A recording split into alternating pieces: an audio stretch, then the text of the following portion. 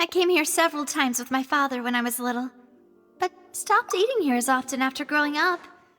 I hope the food here will be to your taste. Oh, don't worry. We haven't eaten at a hotel like this in a while.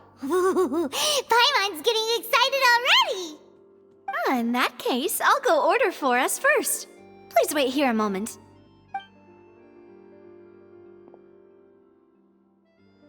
Ooh, everything looks so good. People in Fontaine sure know how to enjoy life.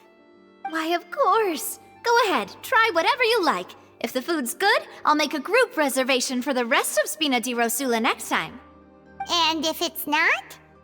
Well, then I'll still bring everyone. Albeit with only one dish per table. You, sure have your own way of doing things. Oh, we called this a farewell meal, but we could also treat it like a victory feast, right? We did just win that case after all.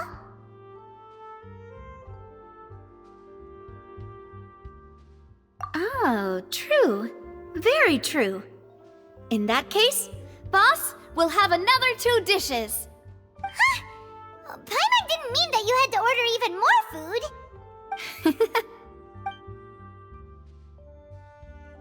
Speaking of cases, do you think that the mastermind behind the serial disappearances will get caught soon now that this has all happened? Well, we've certainly taken a big step forward, but I feel that's about it. We know that there's an organization that means to dissolve these young women, but we still don't know what they are really after. If it hadn't happened right in front of us, Paimon wouldn't have ever believed that a person could be dissolved like that. Right? Yet it was because this was such a preposterous notion that the investigation could never really move forward before. Ugh. If only that guy could have finished speaking! We were so close to hearing who was behind it. In such investigations, even the smallest step can seem like a yawning chasm if the trail of clues is cut off. To be honest, I don't have high hopes for any follow-up that the authorities might conduct. It's not that I don't have faith in their ability, it's just that a different perspective is required in some matters. It's easy to guard against and deceive a single narrow perspective. A shift in thinking is required at such times in order to produce a breakthrough, which is exactly why the Spina di Rosula exist. Those highfalutin folk are not all-knowing. That's why we exist, to seep into the cracks where filth falls through, where their watch fails them. That's the kind of problems we solve. Seems Paimon thought things were simpler than they actually are. It's all right. Well, this was supposed to be a farewell meal, so I doubt you have further interest in this business, right? Let's talk about something else. Like, what are your future plans? That's true. We didn't have a chance to speak to her after the trial ended. It didn't really seem like the right time or place to do it anyway. I see. So, your primary objective, which has been foiled so far, was to have a chat with the Hydro Archon. I've heard that there's a long line of people waiting to meet Lady Farina. I suspect you'll be waiting for quite a while, considering that you missed your chance today. Yeah, we've heard that she's super popular here in Fontaine, and that it'll be tough getting any of her time. Well, would you consider some more, unique ways?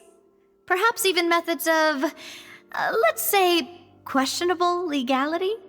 Guess that's Spina di Rosula's boss for you. Chock full of sketchy ideas. Well, what did you have in mind? Well, one way would be to infiltrate a performance troupe at the Opera House, only to abandon your act at the play's climax and ask to speak to her after the performance. I'm sure Lady Farina would be eager to see the ending, and would agree in order to finish watching the play, don't you think? Could you suggest something a little more practical? This plan seems pretty hard to pull off. We'd have to go learn how to act, and acting's really hard. All right, here's another. Find a way to conceal yourselves under her bed. Then wake her up in the dead of night and demand answers. Don't let her go back to sleep until she answers all your questions. I can personally testify that this one works. When I'm sleepy, I'll do anything as long as I can finally get some sleep. That might work, but that's not really the problem. The problem is we don't want to get ourselves arrested. Ah, valid point. I overlooked that part. I was just thinking about leveraging a person's desire for sleep. All right, no more joking around. Perhaps you could... Oh, I don't know. Cut the line when she's on a break. You did defeat her in court, clearing citizens of hers from false accusations. False accusations she had nearly upheld personally. I imagine that she feels quite ashamed about the whole thing. You mean that if we catch her while she's on a break, she might be too embarrassed to refuse? Oh, that does make some sense. Why don't we give it a try after this meal? You know, strike while the iron is hot and all. Huh? Paimon, did you drink my Fanta? Was this your drink?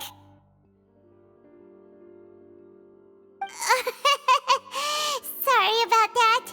Paimon wasn't really paying attention and the cup was right next to Paimon.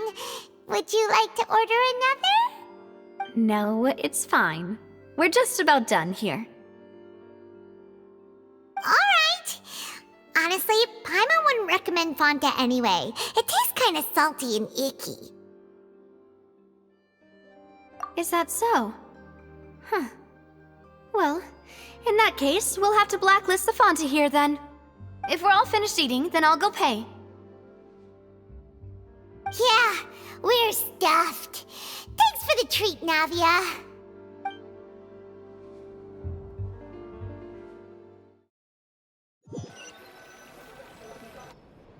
Oh, so full. Paimon can barely float anymore. Nah, that would be so... normal. You know, like you. Okay. As for expenses this month, we're left with... Hey, Navia! What are you doing over there? Oh, nothing. It was just a meal, you know? Nothing the Spina di Rosula can't cover.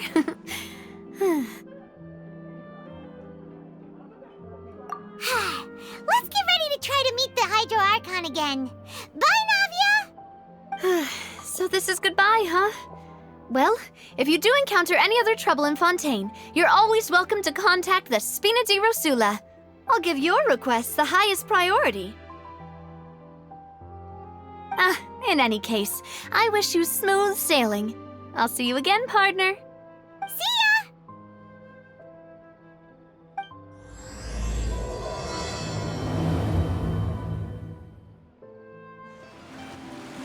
There aren't many people around anymore. Looks like that boat we took to Araneas might have been the last one. Vache. Looks like we're back here again. Huh? Traveler? Are you hearing voices again? Ugh. That's kinda spooky. Are you sure we don't want to come back in the morning? Vache? Vache. Hey, why are you still walking towards it? There might be something nasty in the water. Huh? Hang on. Paimon can kinda hear a voice. It's calling for Vache, right? Hey, Traveler? Stop walking! Come on, wake up!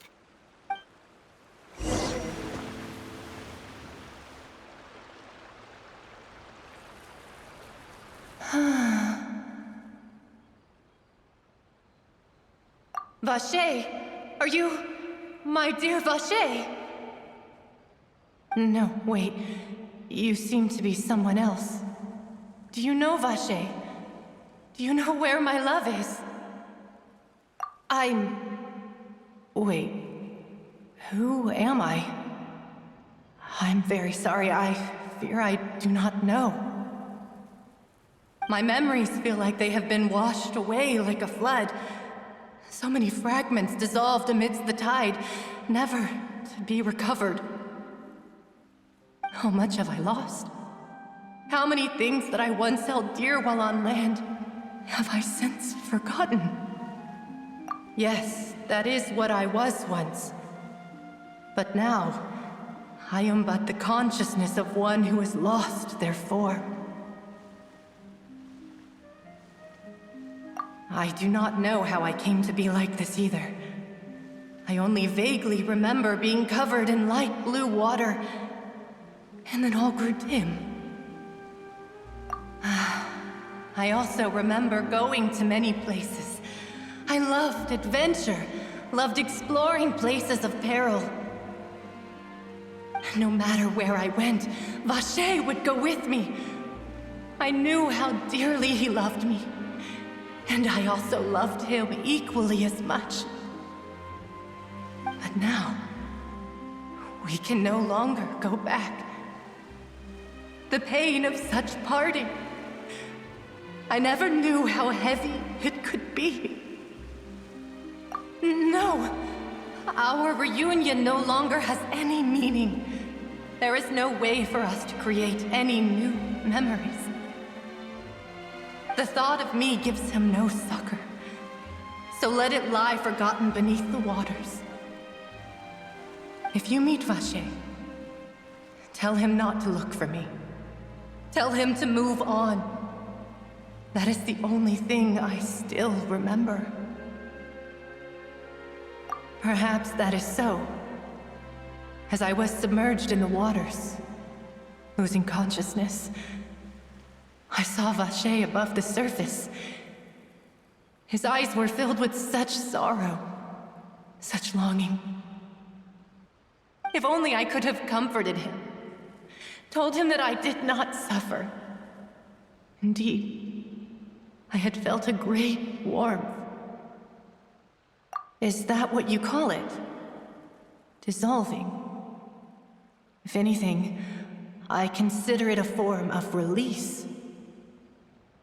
It was a state of neither fear nor frenzy, with only an endless peace, like the water's still surface.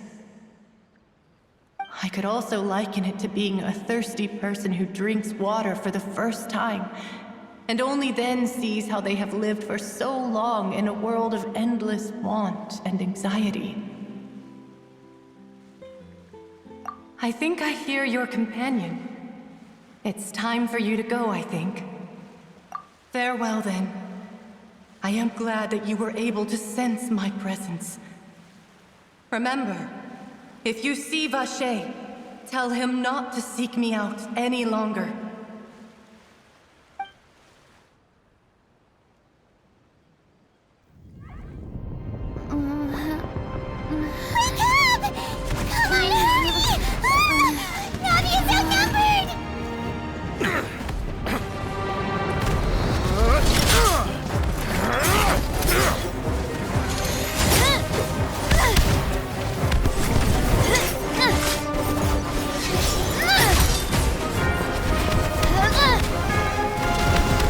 Look out!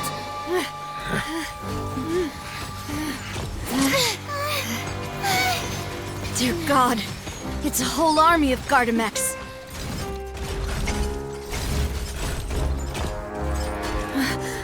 Chlorand?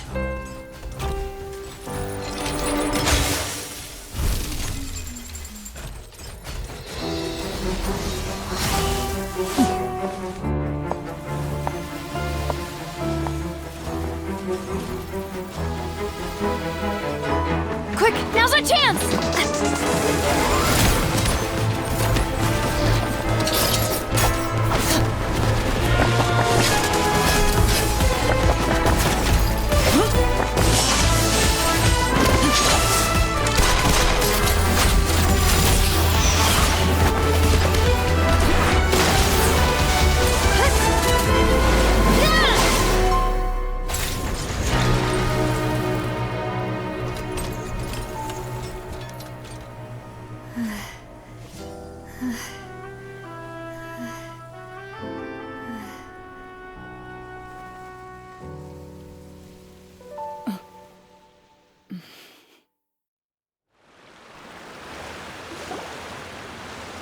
I should thank you for lending us your sword there, Clarand.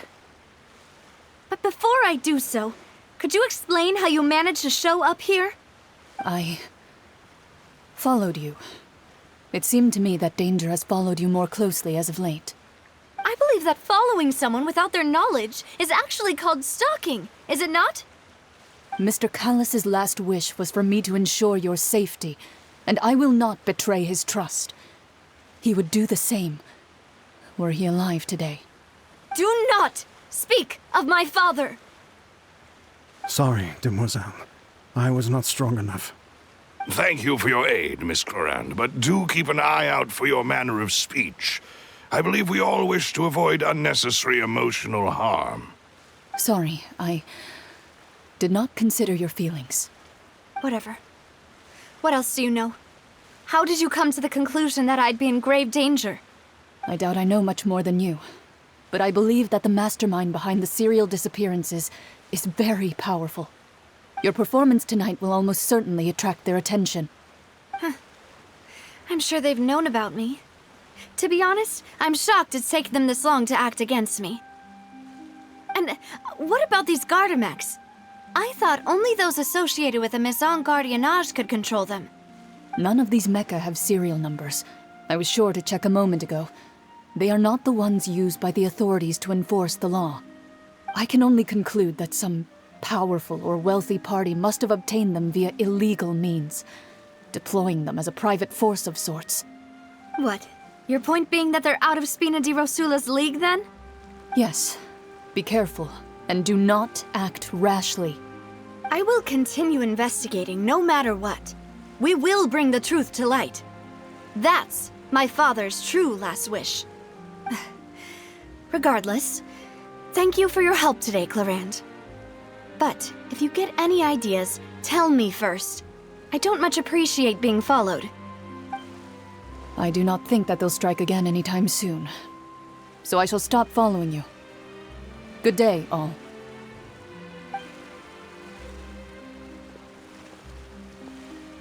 Right. I suppose that's the best news we've gotten today. Demoiselle, I believe that Miss Clarand was being sincere with you. If we tried, we could attempt to thaw relations a little. I know, she's... Oh,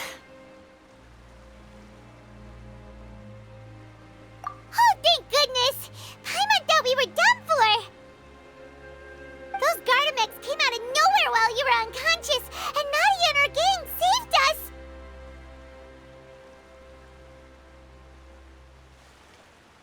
Oh, and there was that champion duelist named Clarand who came out to save us too! We got lucky there. Paimon probably couldn't have fought them off otherwise.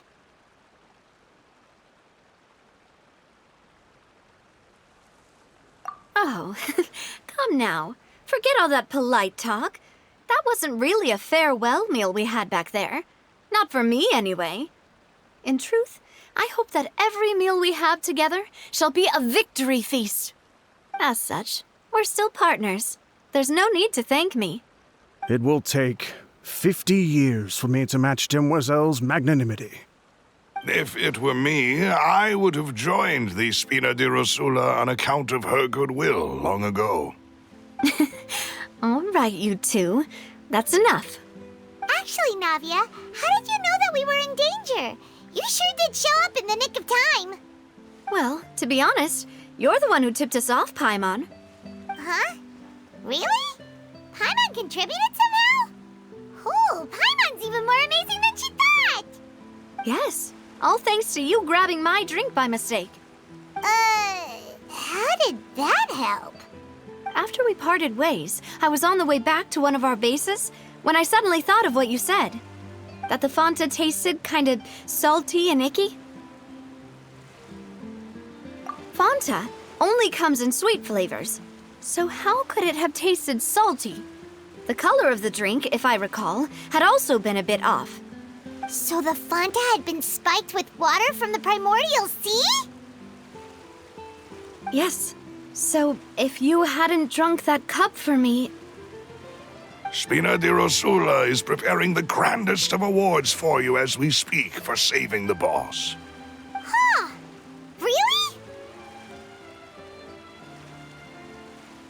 I sent people to Hotel de Boer to investigate, but whoever did this left no trace at all.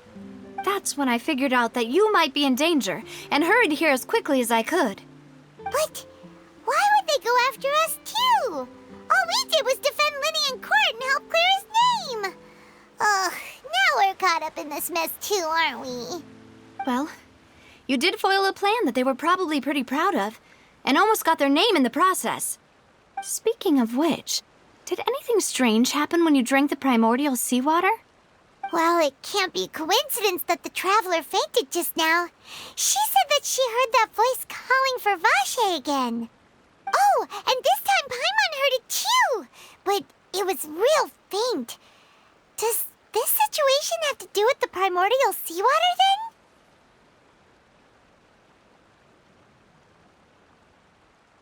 Does that mean the primordial seawater raises someone's sensitivity to hydro when it's used on people who are not from Fontaine? That doesn't sound like too much of a bad thing, to be honest. New intel? While you were out cold? Well, let's hear it, shall we? Oh, that is important. Vache. That name doesn't ring a bell. I suppose he hasn't stepped forward as a witness in court lately. Since he saw that young woman dissolve, he was at least at the crime scene. But he never gave testimony or any information regarding people dissolving in the primordial seawater. Could he have been threatened? Yes, thank you. This is very important information indeed. We will continue to investigate. Oh, you mean you'll help us investigate? Well, you did say that our farewell meal didn't really count. That means we're still partners, right? And besides, we're in this now whether we like it or not. You're not gonna let those people who targeted us get off the hook so easily, are you, Traveler? Demoiselle, do try not to look quite so pleased. You are the face of Spina di Rosula, after all. You talk too much. Well, in that case, let's head back to one of our bases, shall we? I'll arrange accommodations for you. We also have some plans to go over, and hopefully we can deepen our bonds as partners. But we'll take that one step at a time, I guess. Don't worry, you two. With us around, our base is definitely secure. It's right up ahead, but let's make sure we weren't followed first. I've been keeping watch, Demoiselle. I haven't spotted anyone suspicious thus far. Very good. But let's not let our guard down for now. I shall find rooms for our respected guests. Thank you, Malus. Now, let's continue, Traveler.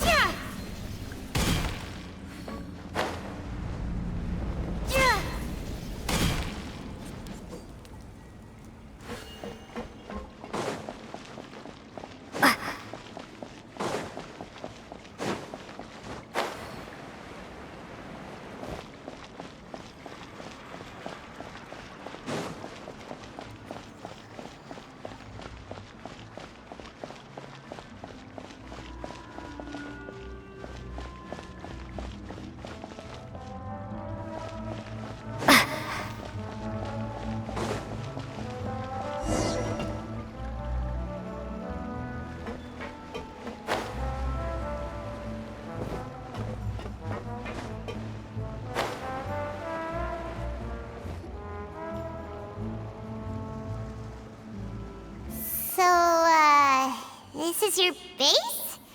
It's not quite what Paimon imagined.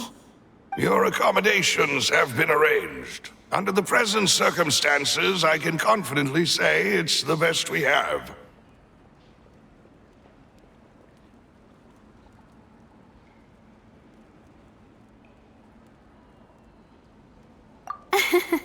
Well, our funds have been a little tight lately. After all, we don't allow illegal or unethical profiteering. In fact, our funds often come from citizenry who support us.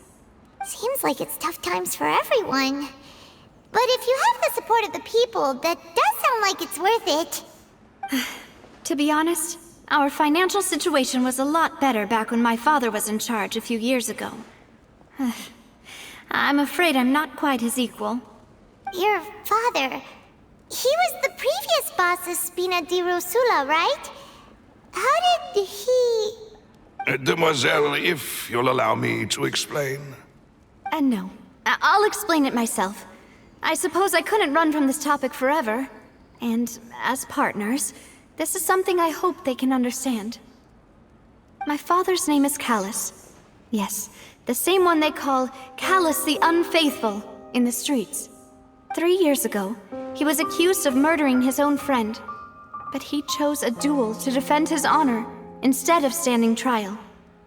He died in the duelist's ring. Oh no. But I do not believe my father was a murderer. I'm sure he was set up. At the time, I believed that if he only stood trial and was duly investigated, something amiss would crop up and prove his innocence. But strangely, he not only requested the duel himself, but rumor has it that even after being seriously injured, to the point where he could be deemed as having lost the duel, he refused to surrender, determined to die in the arena. 3 years later, I still don't understand why he did that. How could he protect his honor if he's dead? If anything, he gave up his chance to defend himself. The closest piece of info I have is that my father had been investigating the serial disappearances case at the time of his death. Ah, so that's why you're so determined to get to the bottom of that case. That's right. I've also tried to investigate the murder my father was implicated in, but I haven't found a single new clue in my countless reviews of the investigation records. However, I believe that if the murder case is related to those behind the disappearances, they must know something. I must know what really happened. Was my father coerced? Framed? Even if he really did kill his friend, I must get to the truth. If only he'd been more open with me when he was still alive. He even hid the fact that my mother died due to complications when giving birth to me. And now, here I am investigating his death. You really are a handful, aren't you, Papa?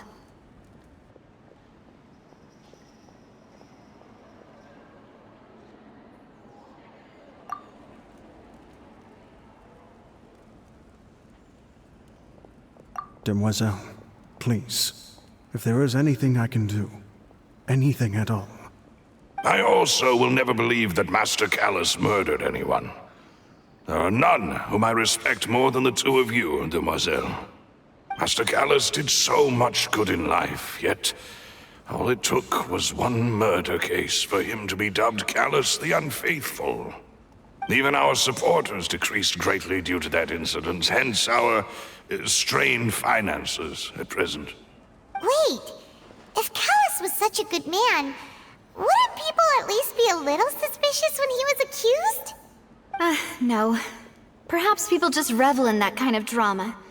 It's not something exclusive to people from Fontaine, really. Everyone's like that. People love watching the evil turn over a new leaf, but they also enjoy watching good people fall into an abyss from one slip-up just as much. But how could... never mind. If Callus was really falsely accused, we have to find the truth. He didn't deserve to have that happen to him. There is one other thing. Master Callus's opponent in the duel was Ms. Clorand. Oh, her? Well, then, isn't that as good as saying that she was the one who killed him? Yeah, that's not the sort of thing that you can just let go and move on from. Miss Clorand has always placed great emphasis on the honorable nature of the duel. If her opponent doesn't yield, she will not stop either. She knew Master Callus beforehand and greatly respected him, but seeing how he was resolute in the arena, there was only ever one choice she could have made. It's not that I don't understand her at all, but I just can't deal with this yet. Don't worry, Navia. Paimon knows how you feel. You don't have to force yourself to do that. Afterward, Miss Clorand told us that at the start of the duel, Master Callus requested that she ensure Demoiselle Navia's safety. Yes, that is our understanding as well. Oh, Papa. What madness drove you to ask the person who killed you to take care of me? All right, anyway, that's the information I wanted to share with you. Even if it did sound like I was just complaining towards the end. Thanks. You two should go and rest. This was quite a day after all. Yeah, Paimon's beat. Please, relax and get some sleep. We will ensure you rest soundly.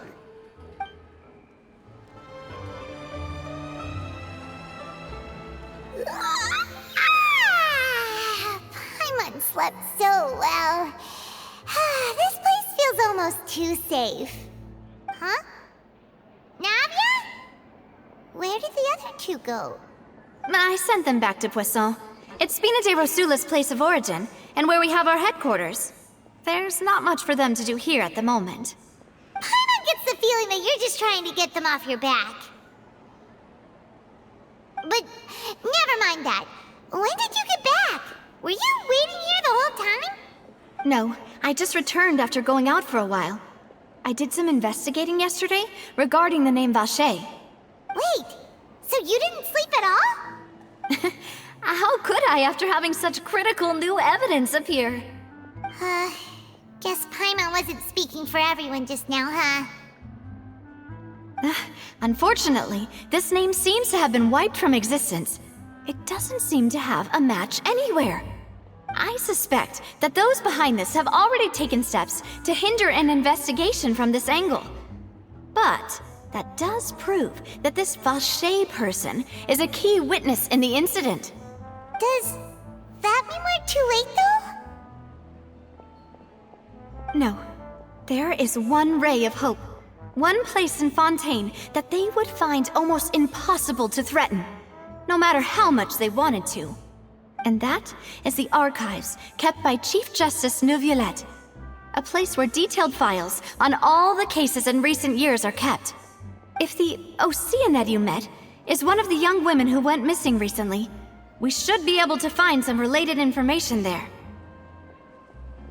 So Neuvillette maintains an archive of case files? Whew, guess that's the hard-working Chief Justice for you. In that case, let's go talk to him, shall we?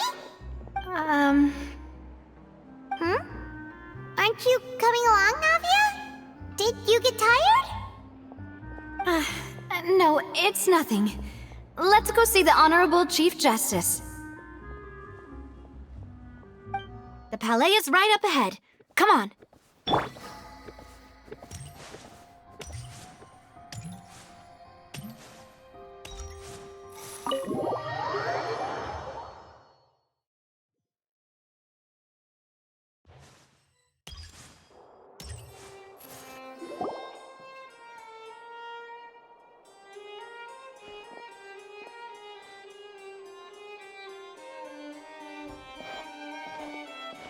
Halt! Please state your business here. The Chief Justice is presently occupied with official matters.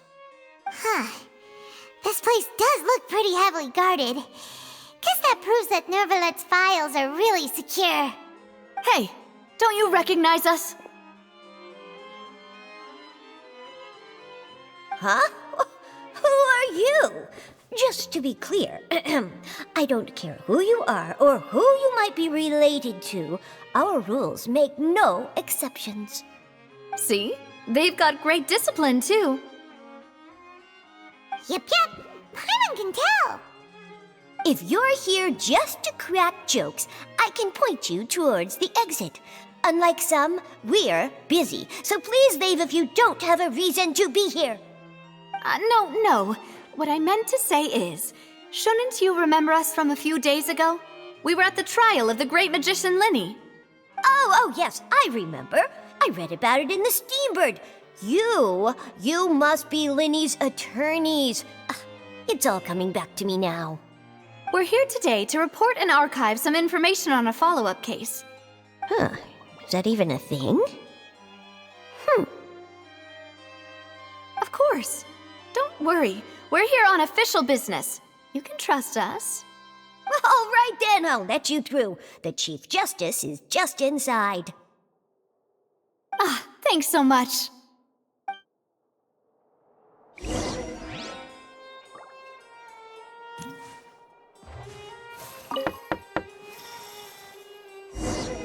Please come in.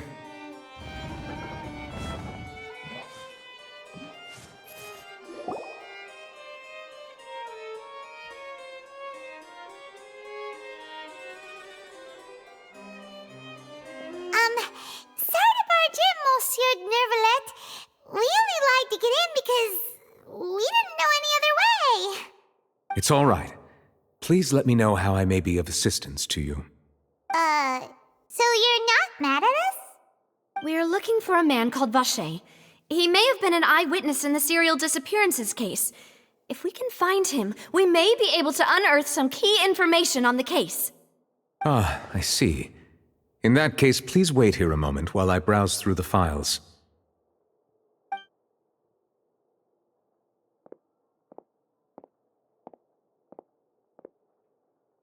Who knew that Nervalet would be so easy to talk to?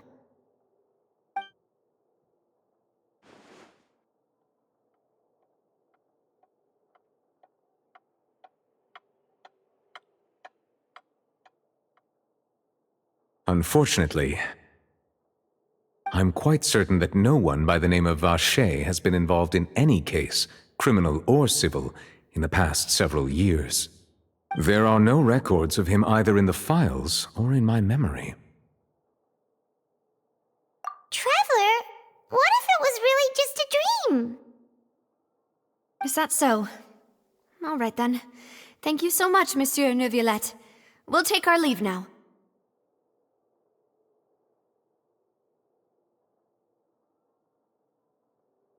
Ahem.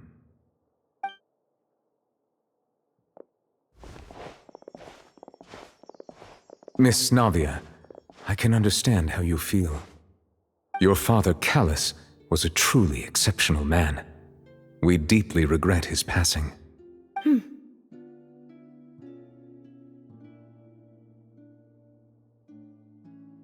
And what are you trying to say, Monsieur Neuvillette? Are you trying to console me? Extend your sympathy? Or just express some tendril of regret? No. You are not trying to do any of that. I can hear it in your voice. There's no emotion behind your words. You only said those things because you felt like you should. It's just like last time. After my father took his place in the duelist ring, I pushed through the guards to talk to you as a last resort. You even told me then that you thought there was something fishy with the case, yet you still allowed the duel to go ahead. In your eyes, the value of a human life is nothing compared to those cold laws you hold so dear. If you truly regret my father's death, then why didn't you call a stop to the duel? Why didn't you give me the power to stop him from throwing his life away? Why did you just let him die, despised and hated by all? Everything was hanging on a thread at that moment. Just the tiniest effort could have changed everything. There are still so many things I never got to tell him. So many questions he still owes me answers to. If you really have no heart, then just look me in the eyes. I, Navia, will show you the true meaning of regret. I'm sorry, Miss Navia. You and my father are truly alike. You keep all kinds of things in your heart and never say a word to anyone. It's not so much that you can't feel, but that you would never express anything. Oh well. In any case, everyone already knows full well the apathy of the Chief Justice. My apologies for taking my emotions out on you, Monsieur Chief Justice. Let's go, Traveler and Paimon.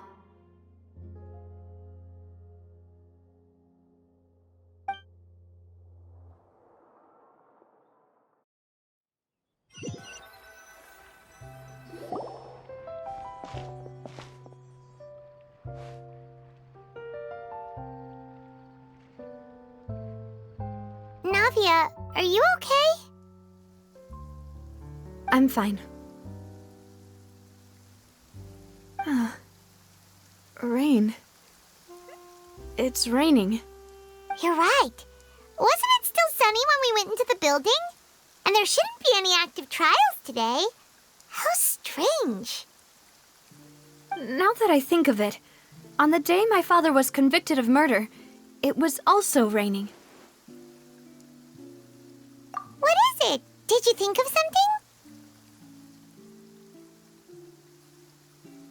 Yeah, he was outside. It was uncovered and the rain could fall there. Why? Do you think the rain could have affected the crime scene? That thought has occurred to us before. We've even expanded the search area to try to account for that, but didn't find anything of value. Oh? Wait. You don't mean... So you're saying that the true murderer could have been turned into water and then got washed away with the rain? Yeah, and if that's what had happened, then no one would have believed your dad, even if he explained what he saw to the authorities. I really think I found a true genius for a partner. You're completely right. How did I not connect the dots earlier? All right, let's go to Poisson. With this new lead in mind, we'll get to the bottom of my father's case for sure. Yeah, we're gonna make progress for sure this time. Do you want to go with me now? Or do you want to head over by yourself later?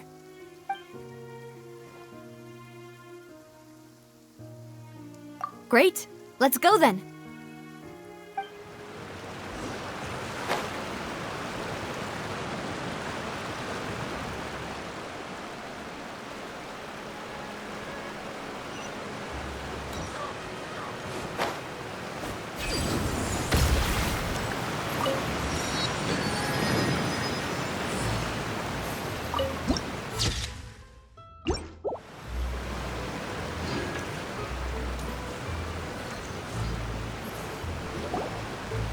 Whoa, what a huge ship! Why would a ship be anchored at a place like this? There's no need to be so surprised. While it may look like a ship, it's actually Spina di Rosula's headquarters. My father was the one who asked for it to be built like this. Perhaps our taste in exterior design is the only thing we occasionally had in common. A gigantic and glamorous ship embodies discovery, opportunity, ambition, and conquest. It symbolizes Spina di Rosula's bright and limitless future. And Paimon thought you were bluffing when you said Spina di Rosula had a glorious past. Paimon was confused why a group with such a history would live in the sewers. But now that Paimon has seen this ship for herself, she's been convinced. Well, Poisson is where Spina di Rosula began, after all. It's our main base, our home.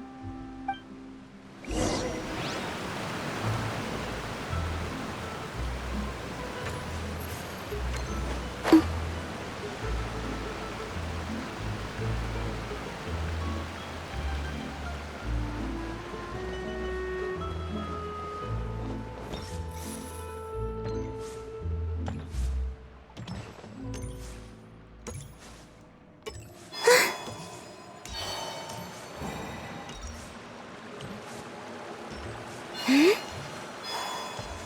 just saying, if you play with fire, you're gonna get burned.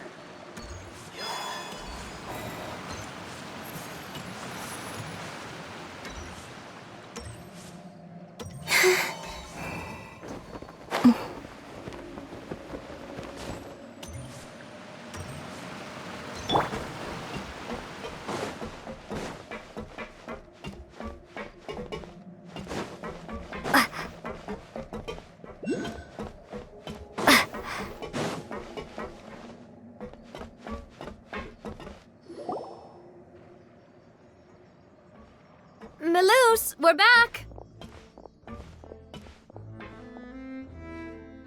Apologies for the wait, demoiselle, and our most important partners. You said before that you still had some business at the court. What brings you back to Poisson so quickly? About that. It's because my partner here reminded me of something really important. You see, what if my father's case had something to do with water from the primordial sea? You still remember, right, Melus? On that night, it was raining? Yes, the case was quite similar to that of Mr. Linney's. Both were what you'd call impossible murders.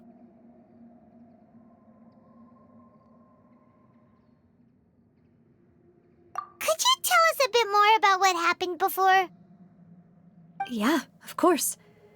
Many years ago, something called synth began to gain popularity in Poisson. At a glance, it was a kind of drink that could excite your mood and produce many pleasant hallucinations.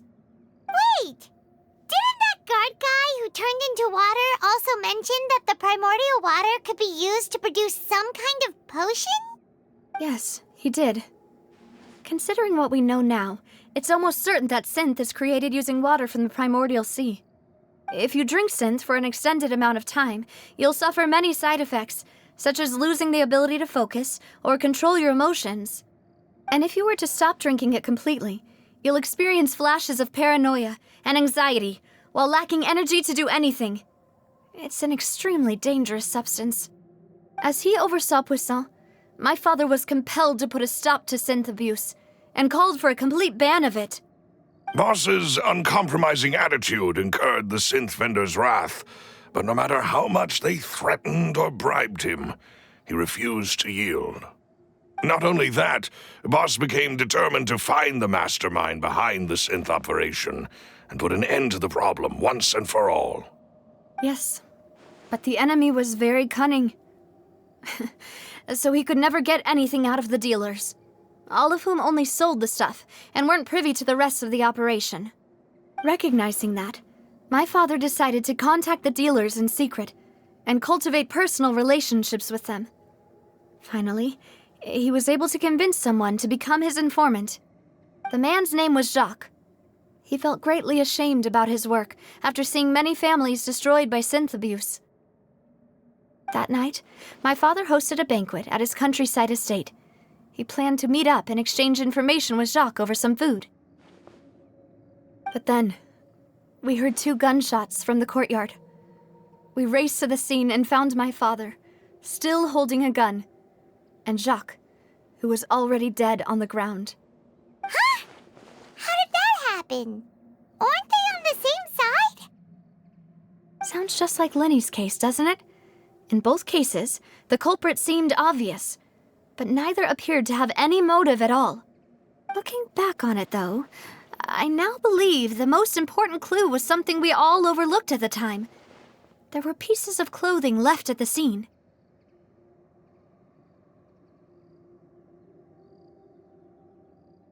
Precisely. It's all thanks to you that I made the connection now. Back then, we all just thought they were some costumes that Jacques used to disguise himself at the banquet. But, considering it now, it's almost certain that they belong to a third person at the scene. With one extra person, we'll also need to reconsider why the 2 shots were fired. You're right. We still don't know what happened. But my intuition tells me that we're on the right track to figuring it all out. I'm finally headed towards the truth. Jacques was an empathetic man who was infinitely remorseful for his past actions. It's unlikely that he turned on Boss with zero warning. I think this third person is probably the key to the full truth. On that note, however, even though this will not please you, demoiselle, as your and your father's butler, I must still offer a word of warning. Our opponent is insidious and cruel. They are extremely difficult to deal with, and Boss has already lost his life trying to bring them to justice. Even though Spina de Rosula has lost most of its former glory, Poisson has welcomed a new time of peace, and we have been allowed to live out our lives. There is no need to follow your father's path. It would be both wise and in line with Boss's wishes to step back and give up on the case. If that's indeed what he wished for, then he should have told me that himself. Was I not the closest person to him? And yet, I was the one most kept in the dark. What was the point of him dying without sharing any of the secrets he knew? Did he manage to protect anything in the end? Synth is still here. Callus the Unfaithful is still his epithet. And Spina di Rosula is barely getting by. Nothing has changed. Did he think I'd just accept his meaningless death and live out my life just as meaninglessly? I've never accepted that, ever. Not since that day, and certainly not now. I want to find out the real answer for everyone's sake. For the missing girls, for the victims, and for myself. Navia. This is indeed the best moment to act. Your partner appears to be quite reliable, and more importantly, demoiselle, I think you're also ready to take this on. So you do know something else, Maloose? Yes, I do. In fact, even before that banquet, Boss already knew of the connection between Synth and the serial disappearances case. But what drove all the tensions to the boiling point was the revelation that you, demoiselle, had been selected as the next target to disappear. What? Boss also didn't tell you that he had been diagnosed with a rare illness. The doctors told him that he had no more than 5 years left to live, and the serial disappearances case caused him great anxiety. 5 years was nowhere near enough time to resolve this long-standing conflict, but once he passed away, all the danger would pass on to you. Knowing all of this, he decided to use one final intimidation tactic before his death. He claimed to have already gotten his hands on some key incriminating evidence for the other side, and even told some members of Spina di Rosula about the details. But as long as you remained safe, he would not share the evidence with the public. If something were to happen to you, then he and all those he told would immediately expose all they knew about Synth and the disappeared victims. Right, so nobody would be able to get off scot-free. As we've seen, Boss's tactic has worked. Even though Boss has been gone for a long time, the other side has not tried to take Demoiselle's life. No, I don't believe it.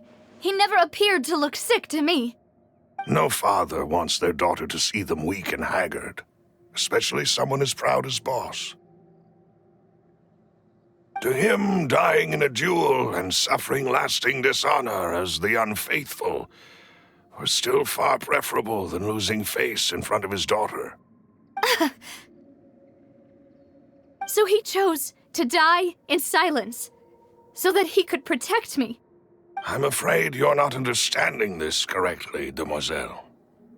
What Boss wanted to hand to you was not a parasol, but a sword.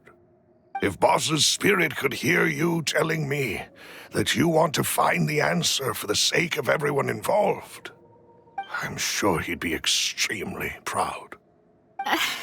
That fool. Couldn't he have just given it to me straight? No. He might have set up everything precisely because he never thought I'd be able to understand him. Is that the amount of confidence he had in me? And what if I was never able to make it to where I am now?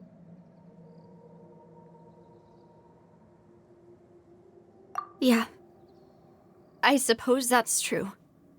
With the way he'd set things up, if I had wanted, I could have just lived out my life without a care in the world. But thankfully, he rarely talked to me about complex matters, and thus understood little of me as a person. In this case, he really didn't need to give me an easy way out.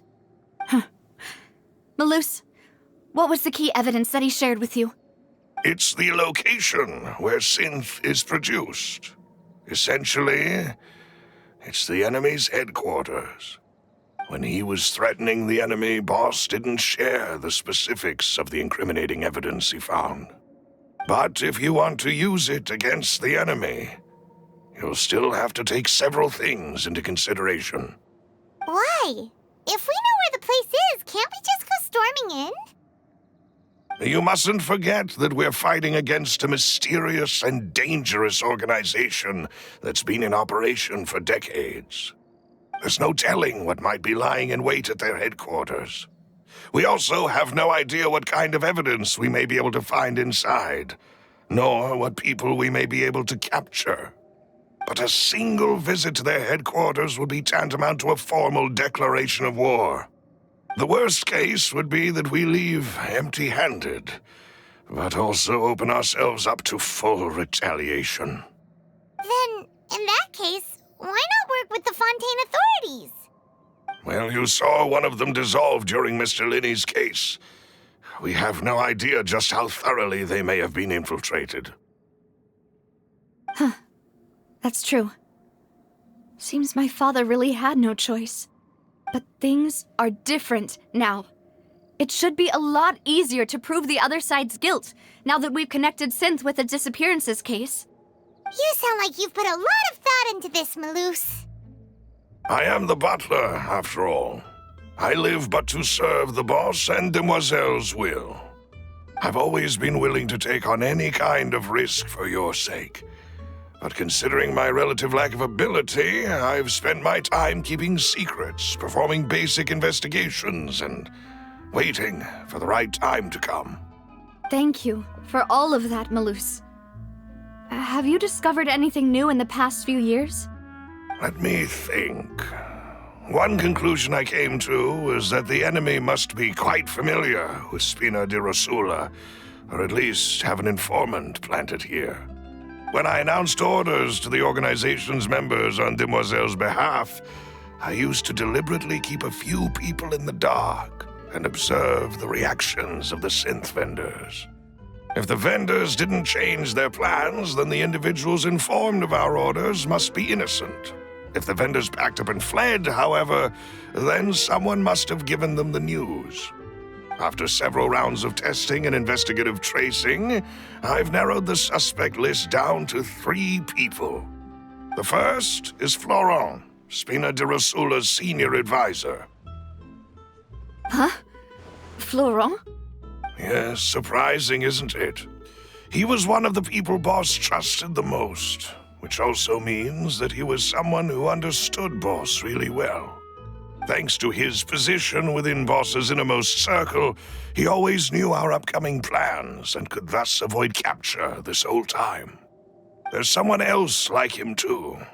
Marcel, the head of Confrérie of Cabrières. Uncle Marcel.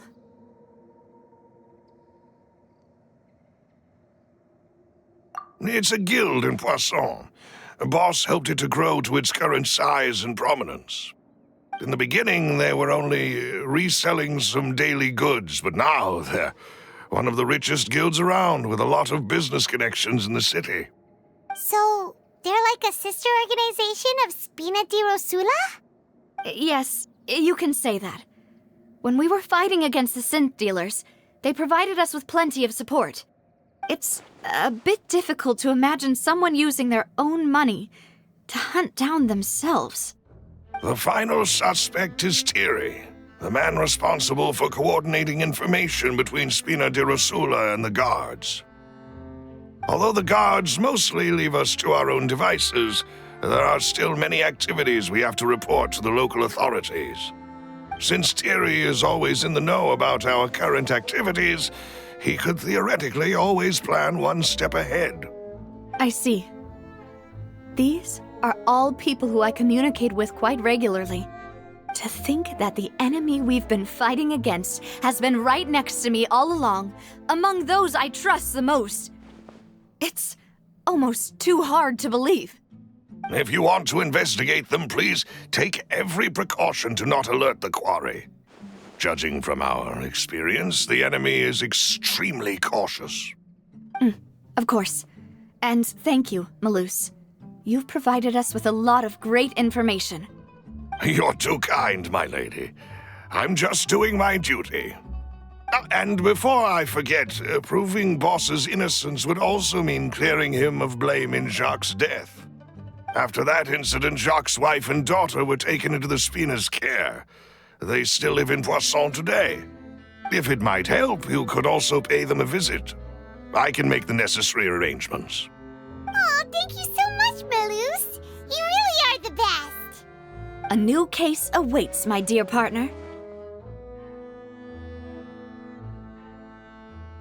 I hope we can work together to uncover the truth and end this case once and for all.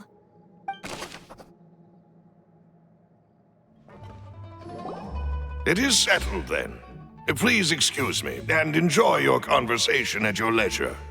Thank you for arranging everything for us, Malus.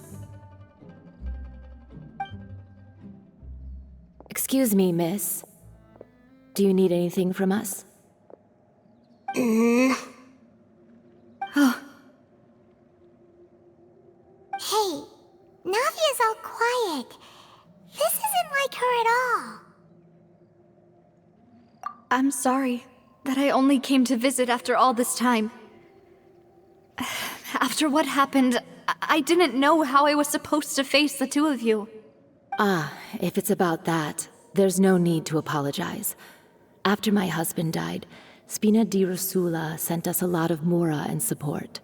I understood your guilt and apology to be genuine. But aren't all of those things nothing compared to the loss of Jacques? I can understand the kind of pain that comes with losing a father so needlessly. You don't understand at all. I didn't know how to face you, because I didn't know what I could possibly bring as a consolation gift. I know only the full truth could bring closure to you, and to all of us.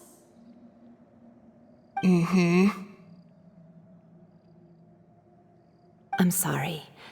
I appreciate the sentiment, but you don't have to carry all that guilt. On the matter regarding my husband, my daughter and I have more or less found our answer already. Would you mind sharing it with me? I really can't believe that my father could ever bring himself to shoot Jacques. I always knew that my husband's money was earned through others' suffering. He told me countless times that if he could turn back the clock, he would never go into the synth business again. He had many regrets, and felt that he took the idea of providing for his family too literally. For the longest time, he thought Mora was everything. So when Mr. Callis came to him with a proposal, he accepted it almost immediately. He tried to be as careful as he could, but even so, he was still found out by the higher-ups. They found out about his betrayal? Papa didn't say that exactly, but Papa did tell me that I should never be ungrateful. Before he left that day, he told me that he had no choice. It was only later that I realized it was his final farewell to the two of us. I don't know that for sure, but you could say that's the conclusion I eventually came to. Which is why I'm the one who should feel guilty. Callis had always taken great care of us, both when he was still alive and after he passed away. Even if he fired the shot that killed my husband, it was likely in self-defense. It is impossible for me to hate him for what he had done. But Mama, why is Papa still the bad guy if he did the right thing? Papa always wanted to be a good man, so why did he have to do a bad thing in the end? Well, things aren't always as they seem. You still feel like your papa was a good man, right? Yeah, Papa was a really good man. The best in the whole world. Then you should hold on to that. If a good man had to do a bad thing, then he must have had his reasons. Regardless of whether he left you a parasol or a sword. He must have done so to give you a better life. Oh. Thank you for everything you've told me. I will definitely find the truth. The current state of things is not something I'm willing to just sit back and accept. Thank you. I'm very grateful to hear this from you. Even though your personality is quite different from your father's, your determination when you speak is really similar. You really think so? That's the first time anyone said that to me.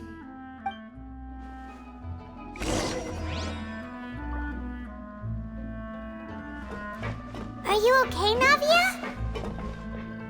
I'm fine. Don't worry. Let's investigate the 3 suspects next.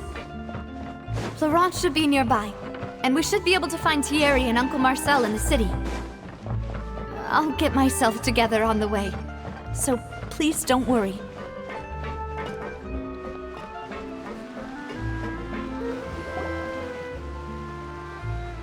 Greetings, boss. How may I be of assistance today? I'm sure you've heard about what happened at the Opera House? Someone got turned into water right in front of us. Yeah, I've heard. With something that dramatic, I'm sure journalists will milk it for all it's worth. And it'll be all the talk for the next several weeks. It also reminded me, on the day that the incident happened with my father, it was raining outside, and we found some clothes left at the scene. After my partner here put the dots together for me, I feel like we should try to reopen his case. Can you do me a favor and try to recall what happened that night? Let me think. Mr. Callis was feeling pretty upbeat that day. So he was drinking and bantering away with us at the table. After that, he told us that he wanted to go get some fresh air. So we let him go without thinking much of it. Who knew that we would hear 2 gunshots ring out right after? My first reaction was that Mr. Callis's life was in danger. So I grabbed my holster and made a mad dash toward the scene. But when I got there, it was already too late. Mr. Callis was standing over a dead body with a gun in his hands. All we could do was look back and forth at each other, not knowing what to say. So you also remember 2 gunshots then? Indeed. The guard said that the first shot didn't hit anyone, while the second killed Jacques. But I've never really bought that explanation. Reason being, Mr. Callis had left his gun on the table. I even made sure to confirm that before running to the scene. But according to the guards, that doesn't mean he couldn't have had other guns on his person. About the clothes left at the scene that you mentioned, do you think there was a 3rd person there who was turned into water? At least from our perspective, my father had no reason to kill, so he would also have no reason to bring an extra gun with him. The gun he was holding probably belonged to Jacques, or a 3rd person on the scene. Yeah, that makes a lot of sense. So you're saying Mr. Callis ended up with the gun because he seized it from one of the other guys? But hold on. If that's what had happened, then why didn't he share the truth with any of us? He didn't even want to face the Oratrice machine, and chose instead to prove his honor in a duel. Did he lose all faith in the courts after seeing someone dissolve right in front of his eyes? About that, Malouse told me a thing or two, so I think I can understand why he committed to the duel. I'll tell you everything once the whole truth has been revealed. I understand. Then I'll leave Mr. Callis's honor in your hands, boss. And if I may just say one more thing, the whole Callis the Unfaithful epithet has been a thorn in my side since the day it was invented. Many people have laughed at me for still calling him Mr. Callis, even after so many years have passed. But it was Mr. Callus's trust that allowed me to rise through the ranks of Spina di Rosula and live the life I lead today. No matter what others might say, he'll always be the man I respect the most. And he'll always be my boss. Don't worry. I will definitely find the truth. You and all our other comrades at the Spina deserve to know the truth as well.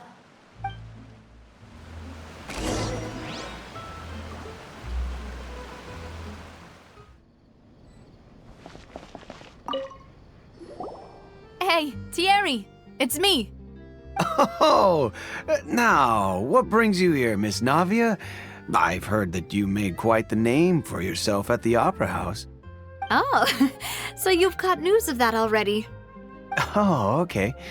Hey, I'm also a member of the Guards, you know.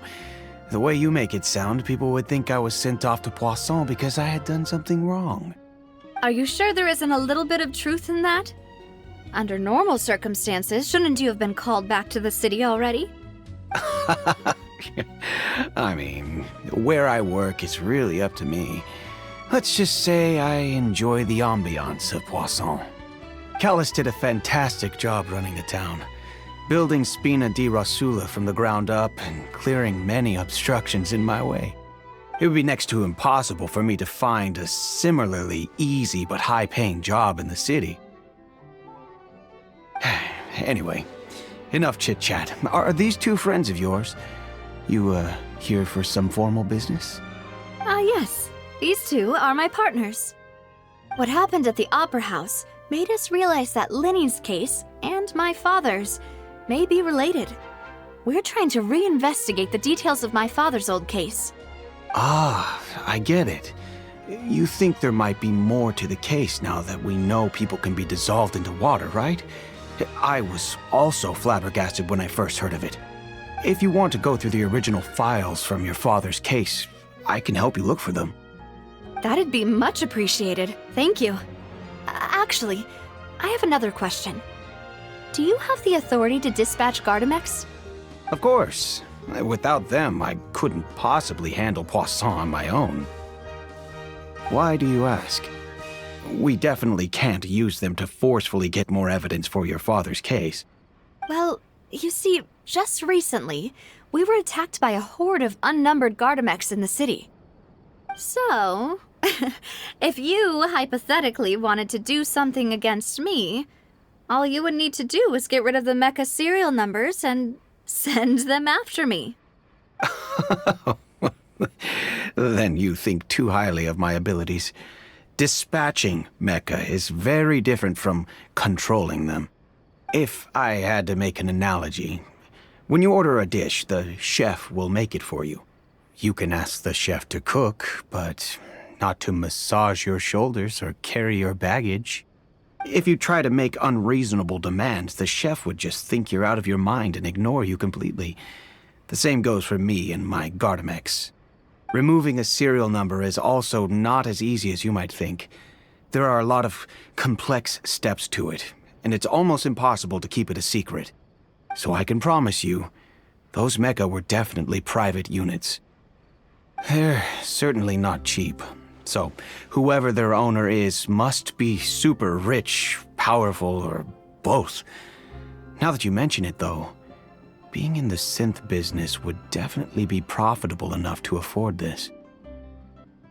Oh, then you're officially in the clear, Thierry. Oh, well, thank you for the vote of confidence, Navia.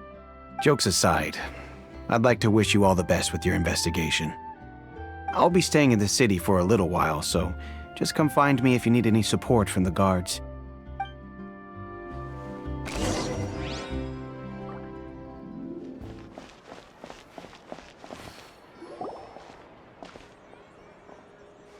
Hello. How may I help you?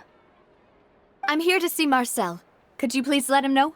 You can just say Navia's looking for him. Sure. I will let him know right away.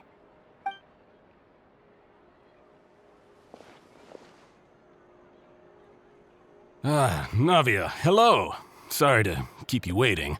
I'm not as young as I used to be, so my legs are giving out a bit. Oh, it's all right, Uncle Marcel.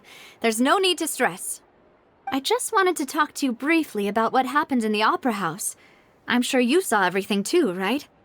Yes, I've never seen anything so strange. Oh, you were at the Opera House too? That's right. I went there with Navia to see the magic show. Who knew it would turn into a whole murder mystery? I also witnessed your marvelous sleuthing work. Quite impressive. To beat the Hydro Archon at her own game on her own turf, I can already imagine everyone in Fontaine discussing your exploits over a few glasses of wine. Oh, Paimon doesn't want to become the talk of drunkards. Apologies. It's just how Fontaine is as a nation. Everyone loves drama and theatrics. Uncle Marcel, you've also noticed that other thing, right? The fact that humans can dissolve in water? Yes, I was reminded of your father's case right away. Is that what you're investigating now? Exactly. I still don't have much solid proof, but I can sense that the other side has already begun to act. Oh, and what makes you say that? We were attacked on Araneus by some unnumbered Gardamex. And there was also an attempt to get me to drink water from the primordial sea. If not for the vigilance of my partner, I probably wouldn't even be here talking to you right now. Oh, you're giving us too much credit. Wasn't it you who protected us? Alas, it seems things are heating up again. The peace that Callus sought so dearly will soon become a thing of the past. But rest assured, Navia, Poisson will always remain a safe haven for you.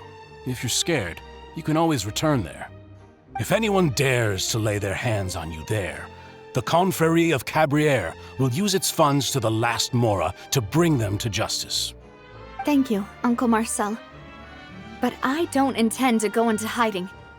I'm going to strike while the iron's hot. Do you have any new thoughts on my father's case? About that. Sorry, my age is catching up with me, so it'll take me a while to recall my memory.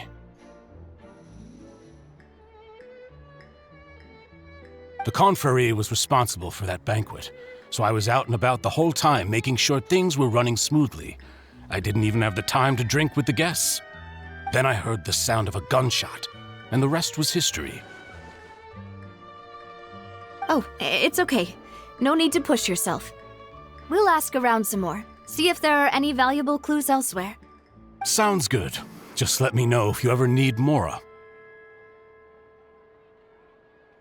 All my wealth comes from Callus's patronage and support. I'll spend however much it takes to clear his name.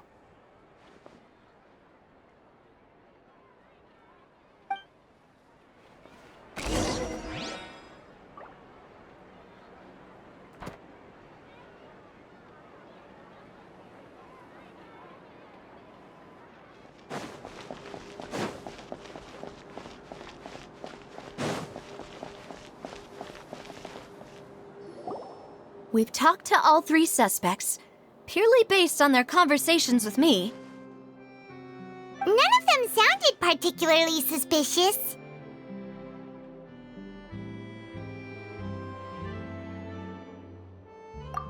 I suppose that's to be expected, though. If a single conversation's all that's needed to find them out, then my father wouldn't have needed to investigate the case for so many years. Anyway, even though we didn't make a breakthrough, let's still compile what we were able to find. But where should we start?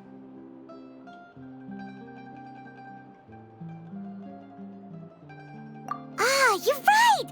Flora mentioned that Callus probably only ended up with the gun because of circumstance. That makes sense. According to Jacques' family members, he already told them that he had been discovered, and that he had no choice before he left home that day. If I had to guess, he probably received an order from the synth boss to kill my father. Had he refused, he and his family's lives would have been forfeit. So, Jacques fired the first shot?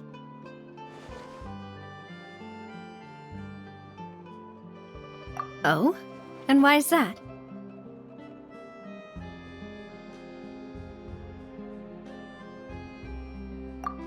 Oh, that's a good point. Jacques probably already knew that he was just being used as a tool for murder. And once he had completed his mission, he'd be of no more use to his boss. Huh.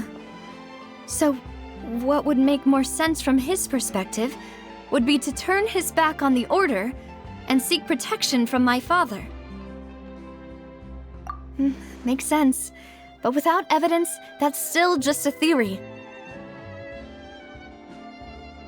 Besides Jacques, the attack from the Gardamex has been bothering me quite a bit as well. It's obvious that our enemy has become more antsy after the secret of the primordial seawater was revealed. Do you think he knew, even then, that we'd follow this lead to the end? Given everything that's happened since, it's quite possible. But who among the 3 suspects would have the ability to control privately owned Gardamex? Uncle Marcel? My father did really trust him. And they worked together on a large number of projects. Maybe that's how he got to know Jacques. And with funds from the Confrérie, he could also afford a large number of Gardamex. It's still really hard for me to imagine, though. After all, Uncle Marcel has been around since I was just a child. Also, wouldn't this mean he has been spending a whole lot of mora and energy to fight his own synth business?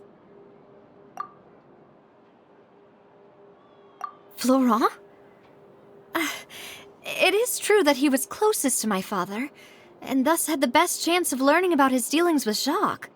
But as Spina di Rosula's advisor, his work mostly deals with personnel and security, so he shouldn't have much means when it comes to finances. So you're saying he's too broke to afford a mecha army? Exactly. He can't. And even if he could, I don't think he would be able to dispatch a whole group so quickly. Thierry, you say? Huh. It is possible that he's figured out a way to convert the Gardamex for personal use. But I didn't feel like he was lying when he was talking to us about the mecha. I also don't think he'd be able to keep that kind of tampering under wraps. Yeah. Had he actually tampered with the mecha, we'd be able to prove it with a simple check of the guard's inventory. If the mecha were taken from the guards, it should be pretty easy to find out when and how that happened. Who could it be?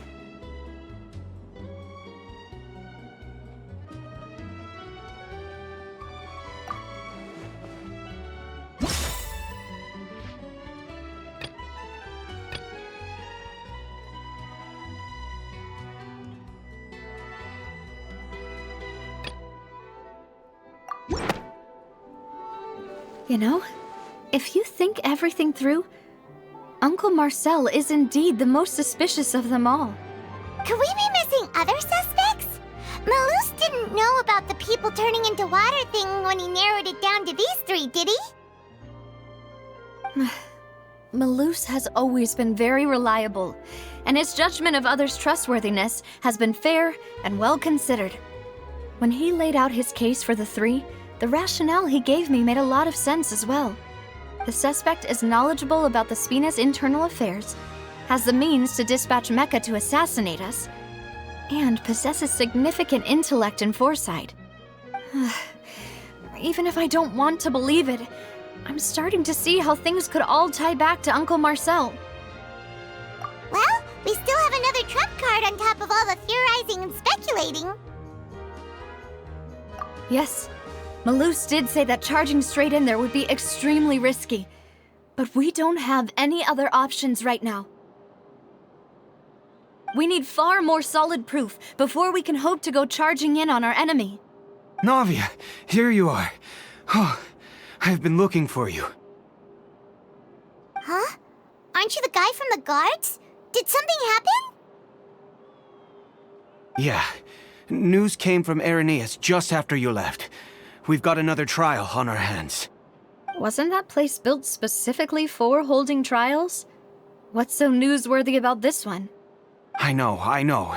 But they said the person they're putting on trial is a Fatui harbinger called Tartaglia.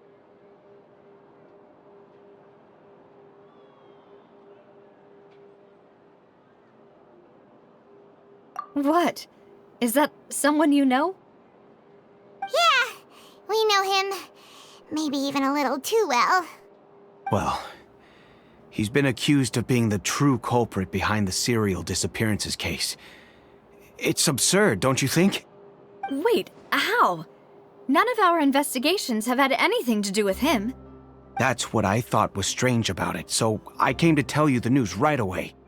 If the charge against him stands, then it'll be next to impossible to get the guards to support any of our planned investigations. Right, because they'll think they've already found the culprit.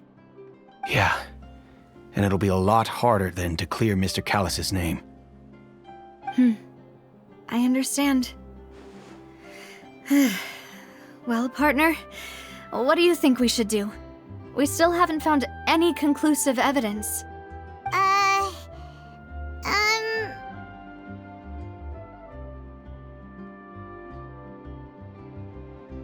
Huh? Split up? What do you mean? Just as expected of my partner. Since this is a trial about the serial disappearances case, the culprit's attention will be focused on Irenaeus, leaving his home base wide open. You're right. This is our best opportunity. All right then, let's do this. I'll stall them at the Opera House and charge Marcel as the true culprit. I won't have any chance of making that charge stick, though, unless we find more evidence. It'll be up to you to make it back in time and hand the decisive evidence to me. We'll help you, just like you helped us in Linny's trial. Demoiselle, please allow us to accompany you. I'm ready. Ah, Malou, Silver, when did you two get here? We heard that you'll be leaving Poisson and figured that you might require our assistance. It's our hope that your confidence will be bolstered with the two of us by your side. Thank you so much. Then, let's make haste for Irenaeus. Paimon, Traveler, I'll see you at the Opera House. See you then!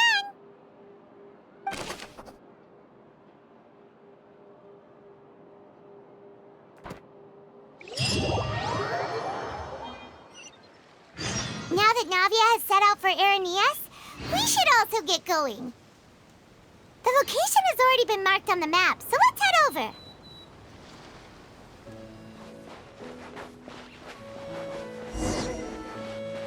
Huh. According to Malus's info, the synth production base is underwater. Let's go and try to find the entrance.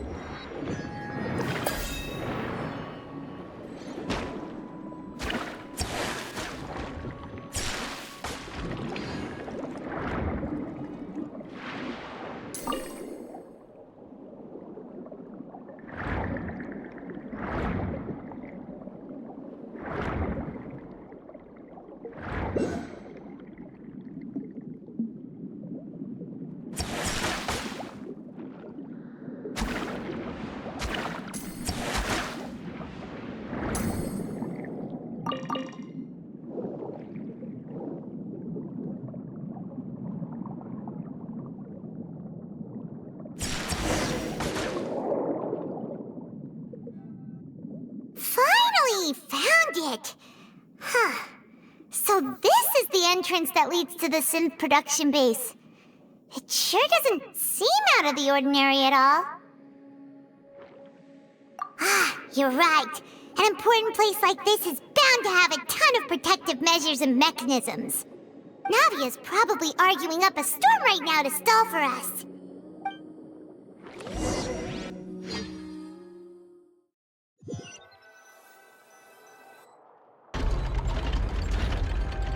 It would appear that I must repeat my question again, Mr. Tartaglia. Do you accept the charge that you are the true culprit behind the serial disappearances case? To be perfectly honest, I don't understand your country's complicated court system or the reason why I'm being charged with something I've never even heard of.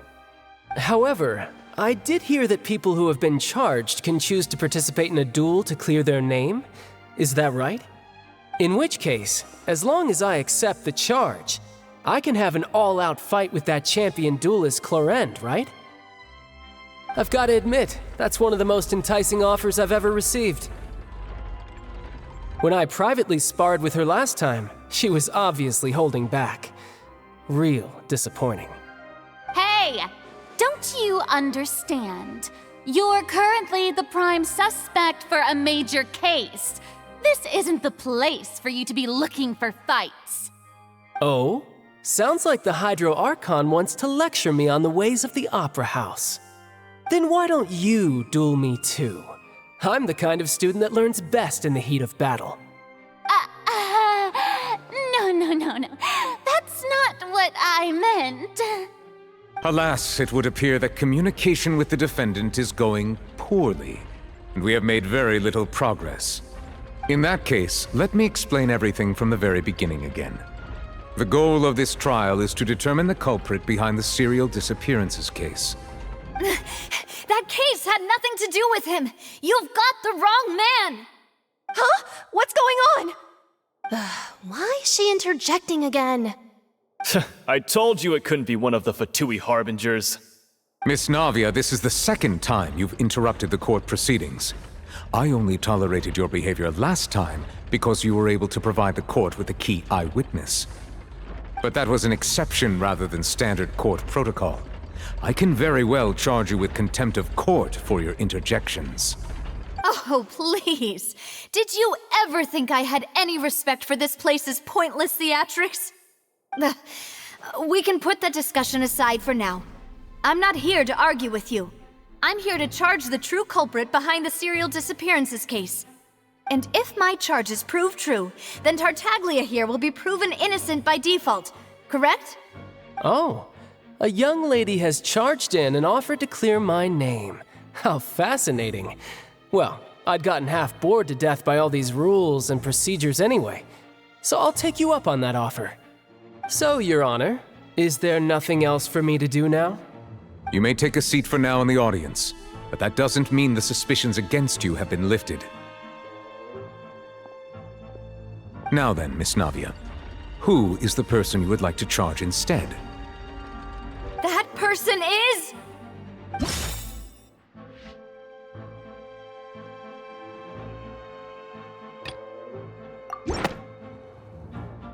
Marcel, the head of Confrérie of Cabrières! Huh? What confrérie? Never heard of them in my life. I've heard of them, but weren't they Spina di Rosula's sister organization? Oh, is this going to be a friends to enemies type situation?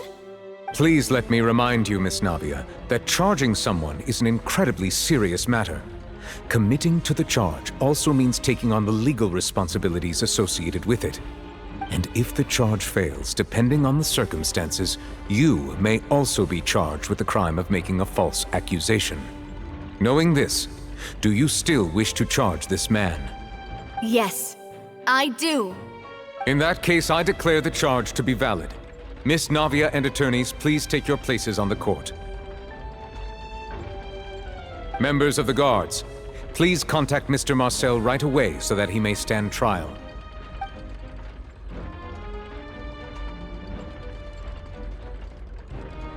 Mr. Marcel, you will not require an attorney. Is that correct? Apologies. It all just happened so quickly. I still haven't figured out what's going on. I think an attorney won't be necessary. This is probably just a misunderstanding between me and Navia. Very well. In that case, since both sides have now arrived, Miss Navia, please present your charges. I would like to take everyone back to 3 years ago, to the case of Callus the Unfaithful. Only through elucidating what really happened in that case can we connect all the dots for the serial disappearances case. Navia, do you really think that I was the one who killed your father? Come on, why would I do that? Callus was my benefactor, and remember both you and I only ran to the scene when we heard the sound of a gun. If that's enough to make me a suspect, wouldn't that make everyone at that banquet a suspect as well? I think there's no point in getting into the specifics right now. The audience doesn't even have the big picture yet. Even I'm struggling to remember some details of that case. Exactly correct, Your Honor.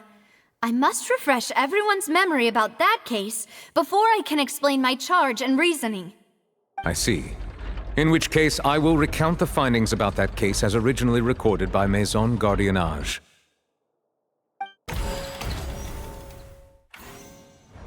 On the day of the murder, Spina di Rosula hosted a large banquet in a countryside estate owned by the Confrérie of Cabrières.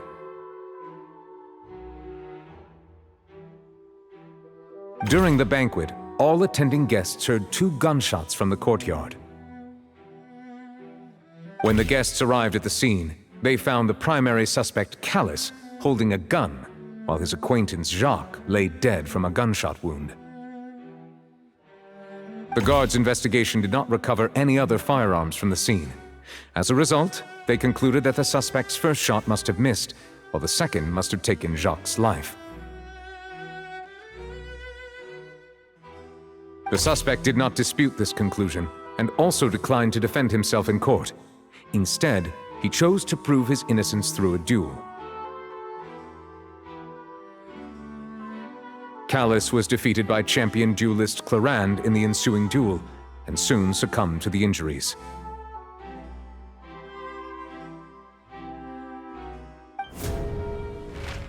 These are the known facts about the case.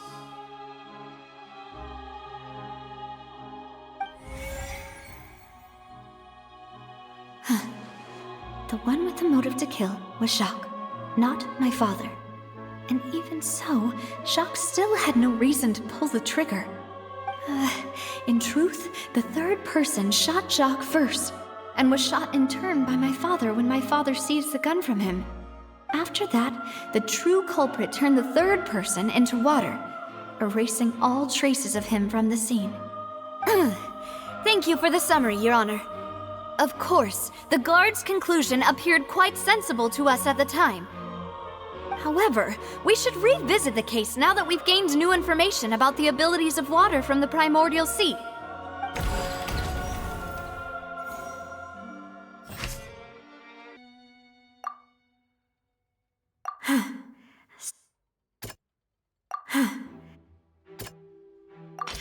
The testimony of the victim's family confirms that Jacques had thoughts of assassinating Callus when he set out for the banquet. However, in the end, he reconsidered, and instead shared everything with Callus, hoping to seek the latter's protection. Unfortunately for Jacques, the true culprit had already considered this possibility, and had sent out another assassin.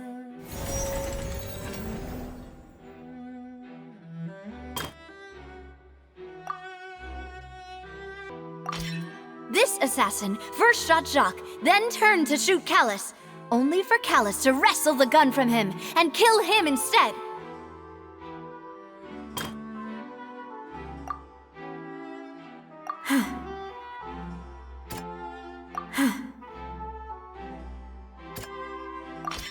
A pile of clothing was found at the scene.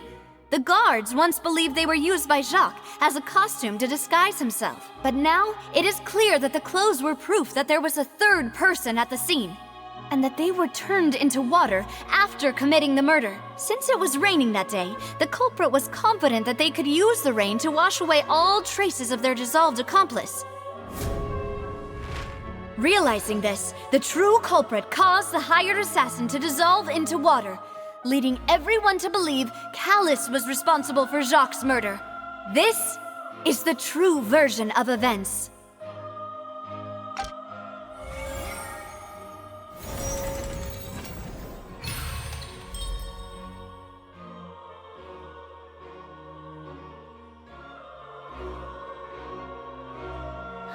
So that's what happened. Wait, you're telling me something as dangerous as water from the primordial sea has been used for all these years? What a great theory. It also explains Callus's and Jacques' respective motives. I guess they didn't shoot each other after all. Mr. Marcel, you are the one being charged with the crime. You should provide a rebuttal if you wish to prove your innocence. But I think I agree with everything Navia just said. In fact, there was nothing in her speech that directly implicated me. Then, may I ask some questions? In my opinion, we primarily need to determine two things. One, do you have the evidence to back up your claims? I'm afraid not. At least not at this very moment. Boo! If you don't have any evidence, you should just go home! I may not have the evidence with me, but I know where I could go to collect it. If we look up the deserted clothes against a record of people who went missing around the same time, we should be able to find a match. Considering the serial disappearances case, the guards probably kept careful records of all missing persons from around that time, regardless of age or gender. That makes sense to me.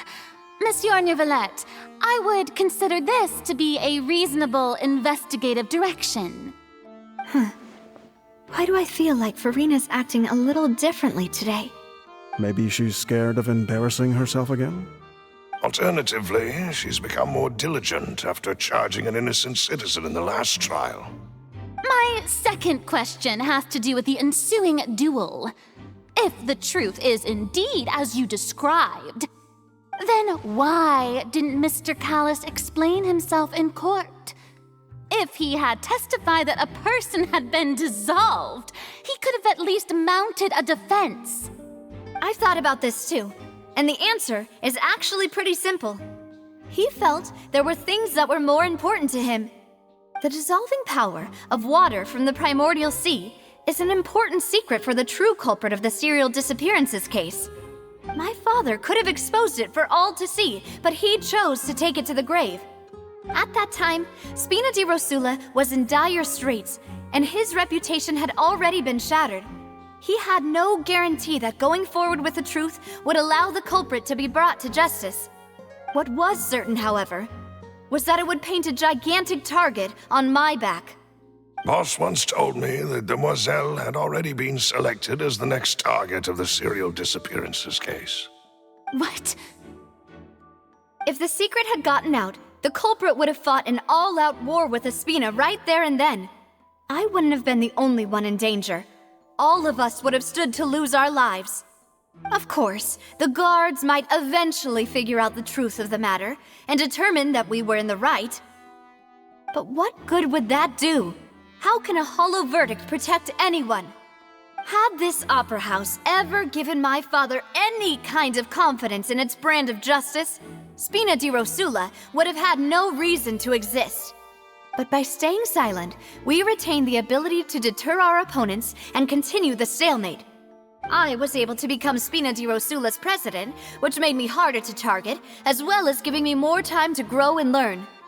And once I have figured out the truth and stepped up to the challenge, I will do what this opera house cannot, and restore my father's truth and honor back to him.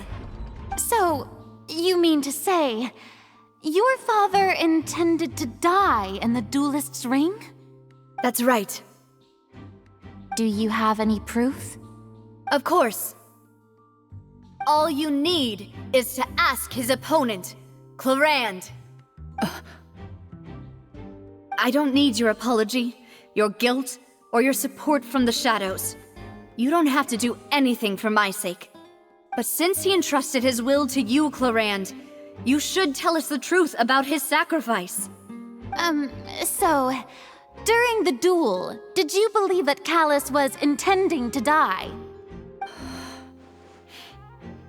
Yes, I did. As a champion duelist, I've fought many battles and taken a countless number of dishonored lives. In my line of work, I've seen all kinds of people give their all for the faintest hope to continue living. Some were determined, others passionate, and some even manic and twisted. Just one look and I can tell if a duelist is hoping to live or if they're looking to die. I hereby swear on my name and honor as a champion duelist that Mr. Callis never intended to leave the ring alive. Since that's your testimony, I have no more questions. It appears there really are good grounds to reopen this case. I concur. However, Miss Navia, you still have not explained the link between your father's case and the serial disappearances case. Right? What she said was fascinating, but kind of beside the point. Wait, weren't they just talking about the serial disappearances case? Of course, Your Honor. The two cases are connected via a matter of timing. In my father's case, the culprit intended to kill both Jacques and Callus. As a result, they planned to act after hearing 2 gunshots. And at the end of Linny's trial, the culprit also only dissolved the victim in front of everyone because they realized they were at risk of being identified. The culprit could only time their actions so precisely if they were already at the scene. Coincidentally, Marcel attended both the banquet and the trial. So that's why you suspected me. Even after hearing your reasoning, I still can't help but find it a little preposterous. I'm used to it, though. You've always been an impulsive and sentimental child, Navia. It's one of your most endearing traits. No need to appeal to pathos.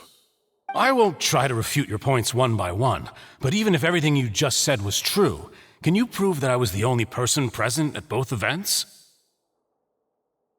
On top of that, does a person have to be physically present to control the timing? Can't someone remotely monitor the place?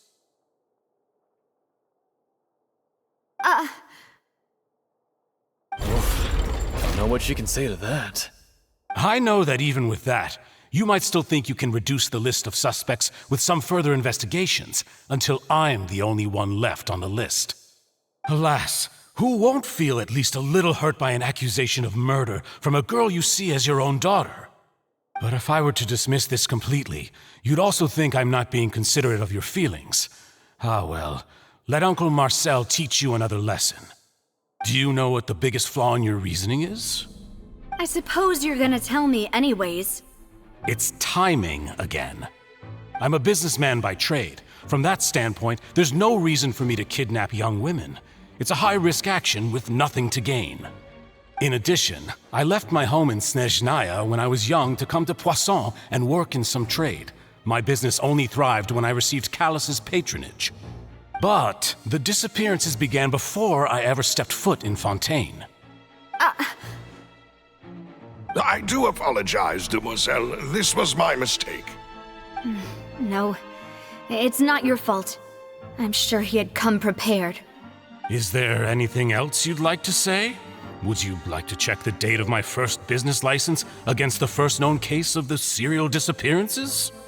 You can also take a look at my border entry records, or ask my friends and family when I left Snezhnaya for the first time. Could those records and testimonies do something to appease the unspeakable anguish in your heart? Seems like she got the wrong guy. At this rate, Navia will be convicted for falsely accusing him. I think you've done a superb job of dissecting your father's feelings as he neared the end of his life. But aren't you going against all of his wishes and expectations right now? He wished for you to become more rational, collected, and conscientious, instead of dwelling only on your own feelings. Once you've learned to be more considerate of others' feelings, and to stop rushing headlong into things, you'd have met most of his expectations. This isn't just about me, and it never has been.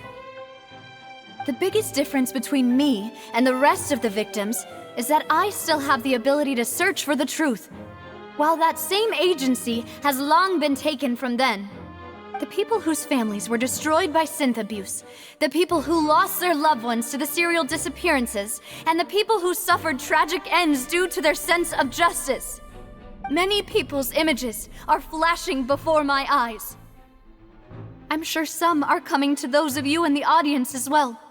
And whose image do you see, Marcel? Is it a man named Vacher? Oh, so you do know that name. I'm merely surprised you'd suddenly say the name of someone I've never even heard of. I was waiting for you to say that.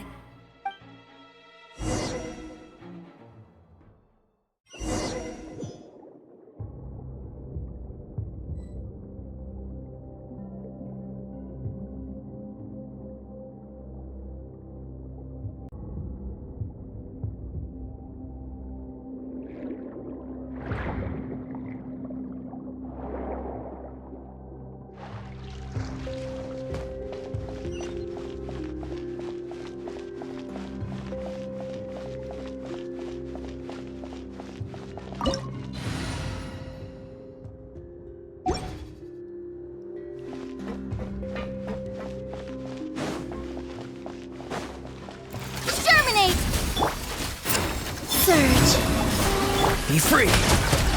Be silent. Tell me what you see! Beware the creatures of the night.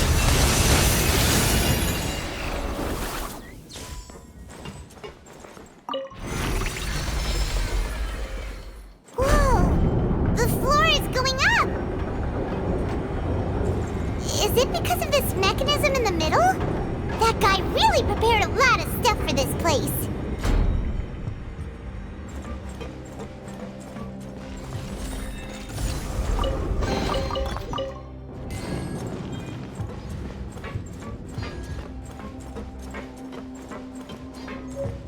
Paimon thinks we need to go up, but Paimon doesn't see a way.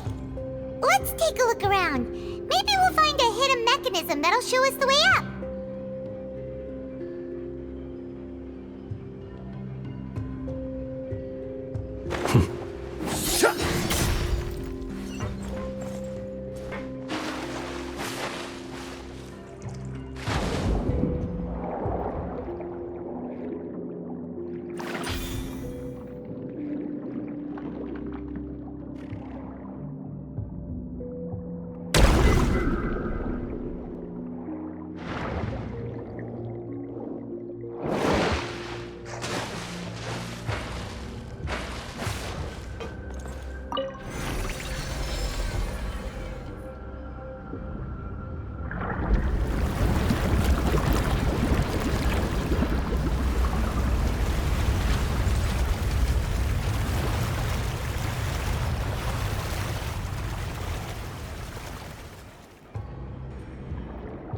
The water level is rising! Now we can swim to the top! But this is still a ways away from where we need to go.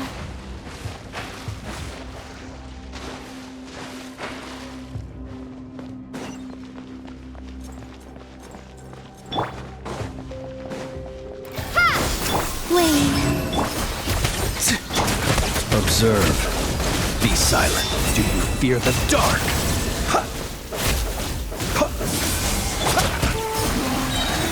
Time to say hello. Three moons converge. Scatter! Close your eyes. Farewell.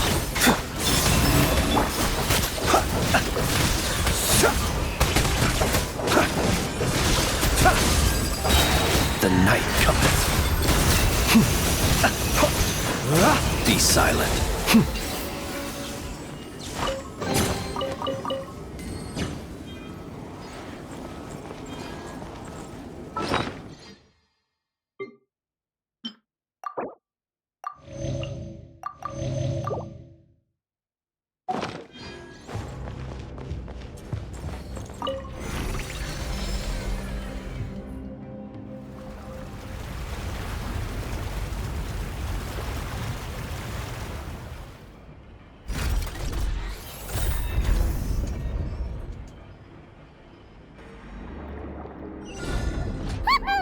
Now the path is clear! Let's go!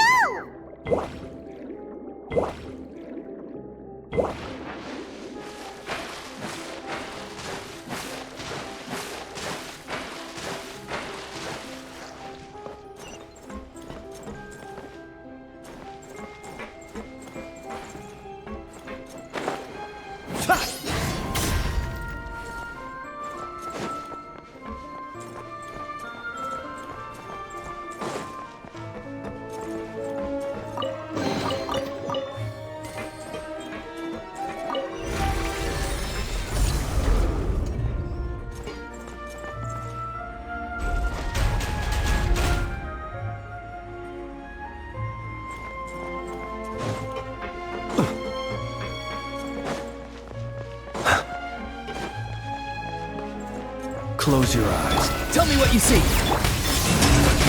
Propagate!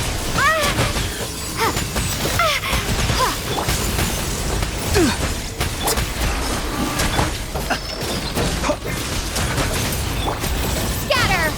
A moonlit night for all.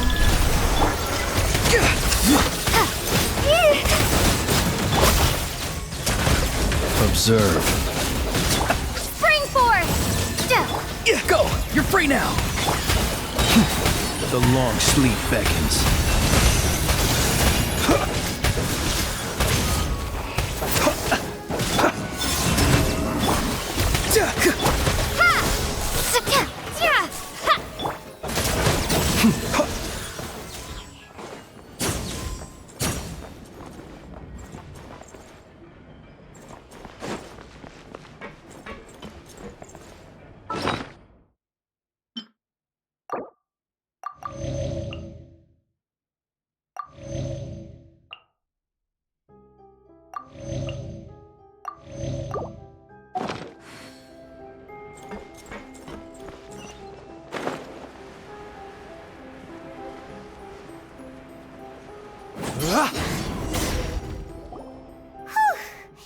After all that, we finally made it to the innermost sanctum. Though, as expected, the mastermind isn't here. That's right. Then let's hurry up and find some evidence so we can get back to the Opera House and help Navia.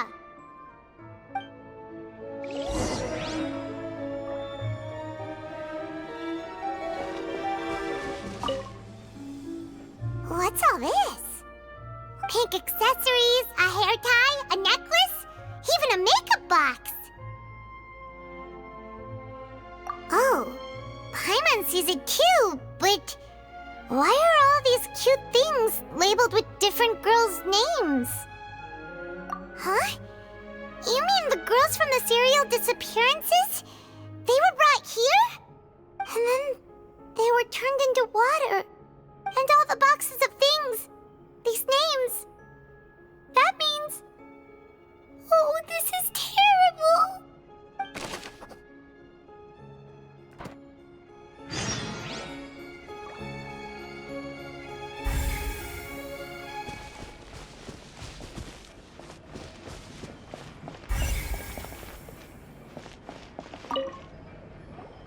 Whoa! There's so much synth here! And so many bottles of ingredients that probably just contain the waters of the primordial sea. Mixing in progress, ready to drink, stock sample? Huh. They've also got all the synth pretty clearly labeled. Whoa, there's even fruit-flavored synth? Yep, it's super obvious.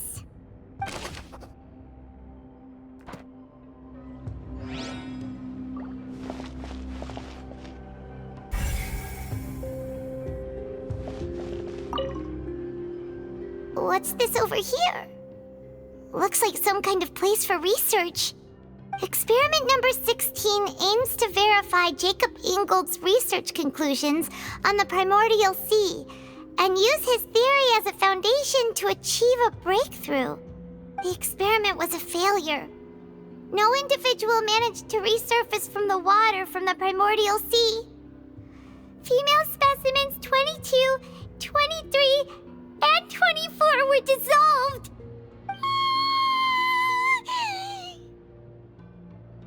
Sorry, Traveler. Paimon will try her best. It's just that Paimon's never read something so scary before. How can someone write something that terrible in such a matter-of-fact tone? You read the rest. Paimon's too scared to keep going. So that's why he did all of these experiments. Wait, did he really think he'd be able to find a way just by dissolving people over and over? That's just insane!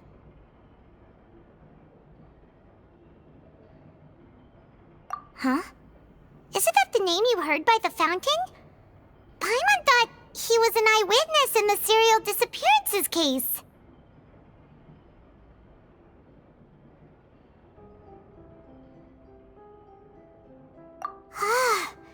You mean Vache is the one who did all of these... experiments? So that's it! Vache was no victim, but personally took his lover and... No, that's not it either!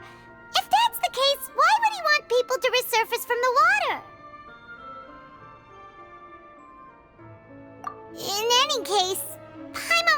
fell down.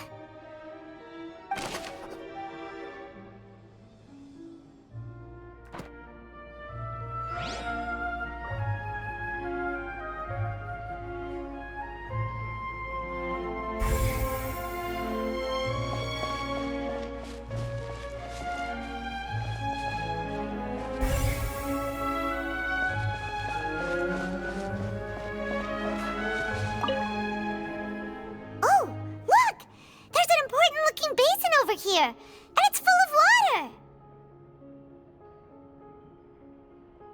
That means this is where they make all the synth! And that special water is the main ingredient!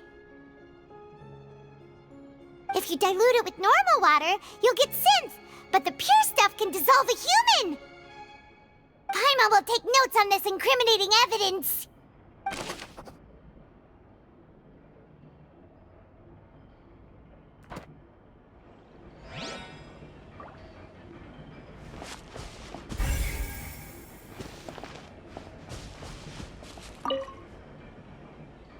What's written here? Nothing escapes Detective Paimon's eyes. Callus. Navia's father. Oh, this seems to be an investigation report on him.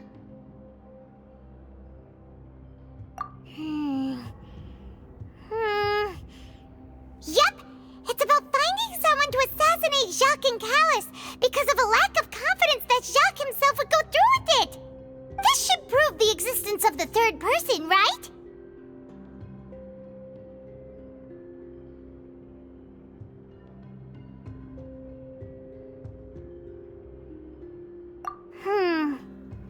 We still have not determined the exact content of the key information Callus has passed on to certain members of his organization. The old dog's a real menace to deal with. Even if he abides by the promise he's made to us, he will still have the upper hand. He can act whenever he wants to make our lives miserable. The only option left is to remove him from the picture entirely. I concur. Let's send someone to kill him. He won't declare war as long as we don't touch Navia. Oh, seems like we've got a bunch of correspondence between the higher-ups.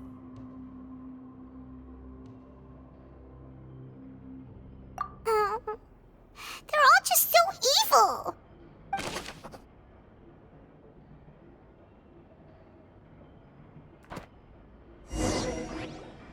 We've looked at almost everything here, and it seems like our theories were spot on. But yeah, we haven't found anything that reveals his true identity. No wonder even Neuvillette wasn't able to find anything. Whoever it is probably destroyed everything to do with that name a long time ago. That way, even if we bring all this back to the opera, we won't be able to identify the true culprit. Sure thing. Paimon won't admit defeat to this guy either.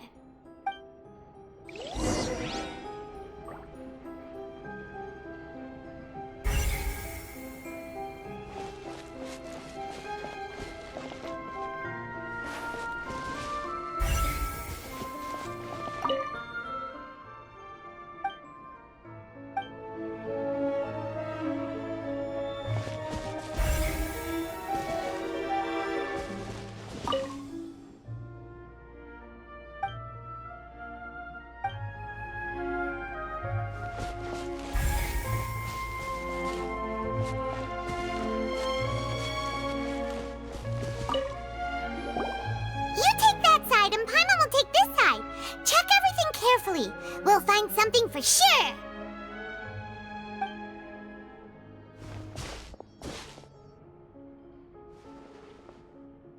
Ugh, nothing at all. And Paimon can't even find snacks either.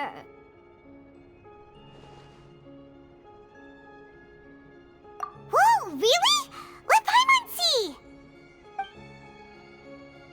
Vinier. Isn't that Vache's lover's name? Then you found her diary. Let's see. Aw, it's just a normal diary chronicling their love story. She was so sweet, too.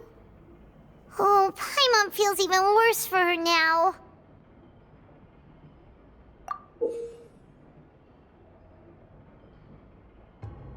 So many!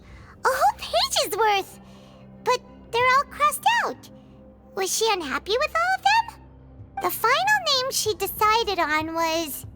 Marcel. Wait, but Marcel's pretty old. Has this case been going on for so long that he's Vacher and Vinier's grown son? Hey! Paimon still hasn't figured it out yet.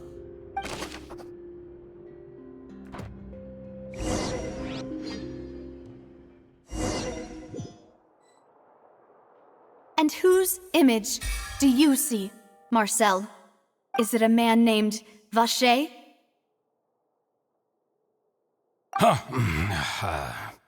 Oh, so you do know that name. I'm merely surprised you'd suddenly say the name of someone I've never even heard of. I was waiting for you to say that. Navia! We're back! As expected of my partner. I just knew you'd return in the nick of time. Just how often do you intend to flout the rules of this court? It's all right, Monsieur Nervalette. Given their confidence, I expect they've found the crucial evidence.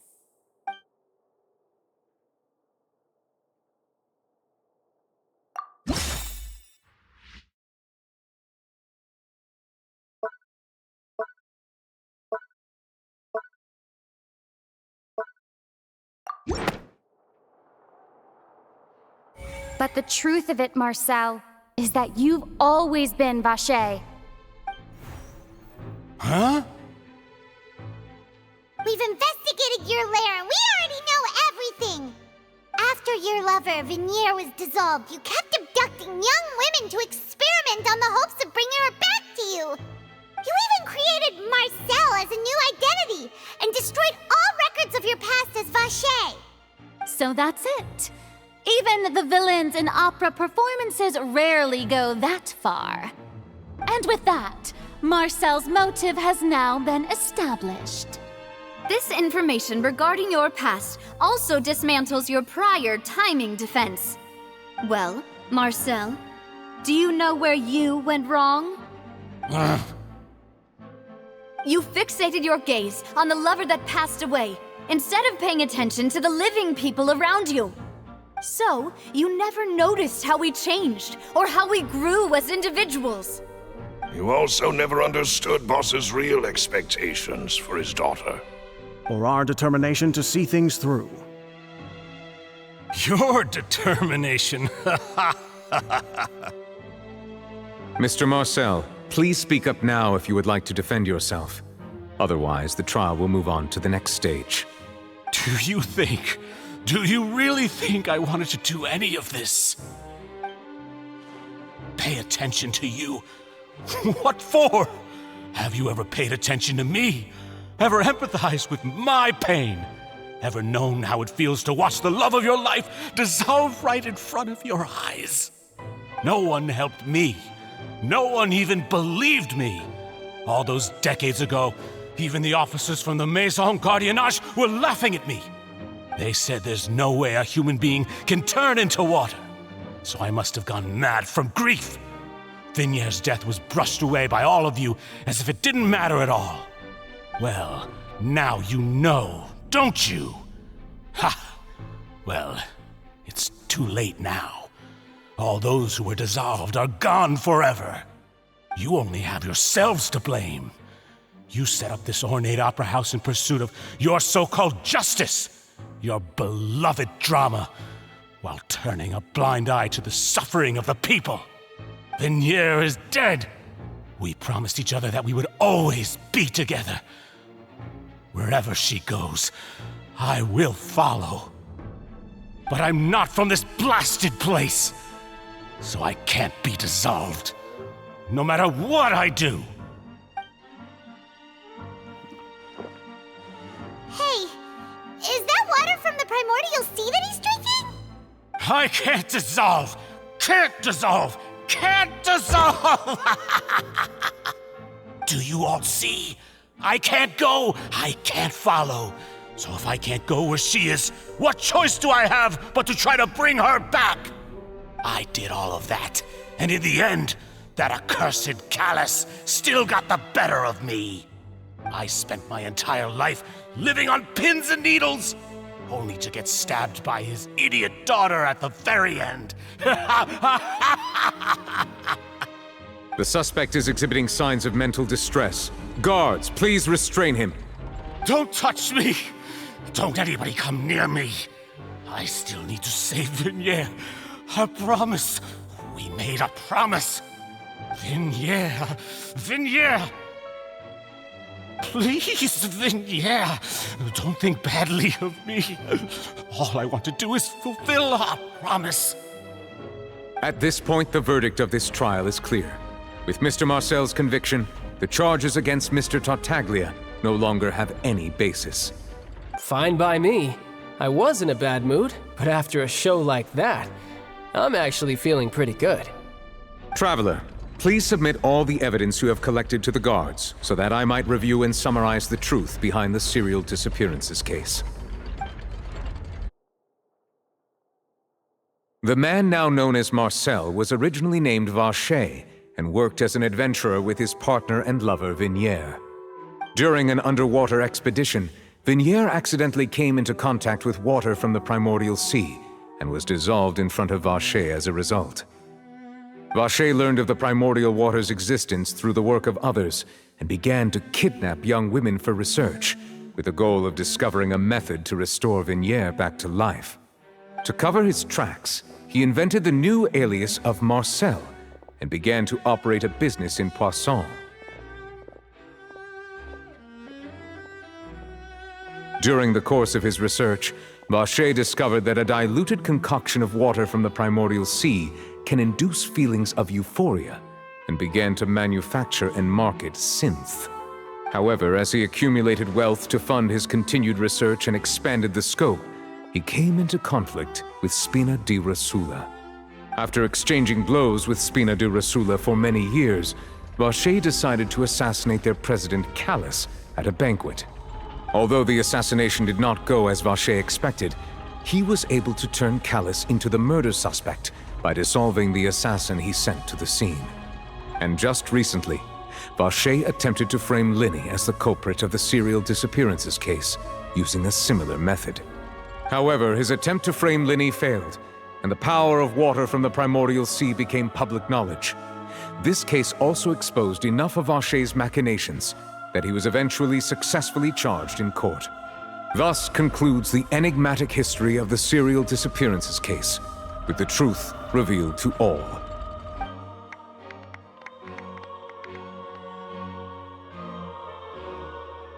The Oratrice will now deliver the final verdict regarding the charges against Mr. Vacher.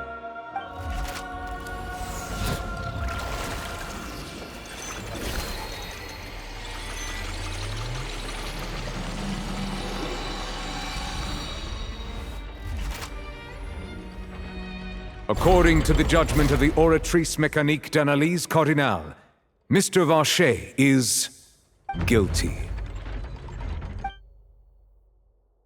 Guards!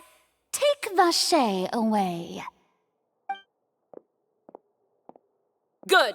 It's what he deserves. With that, the serial disappearances case is over now.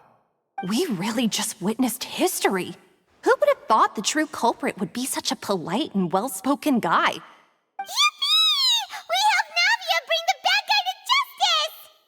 He's hurt so many innocent people and now he's finally getting what he deserves!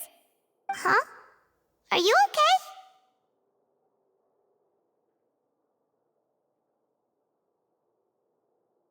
okay?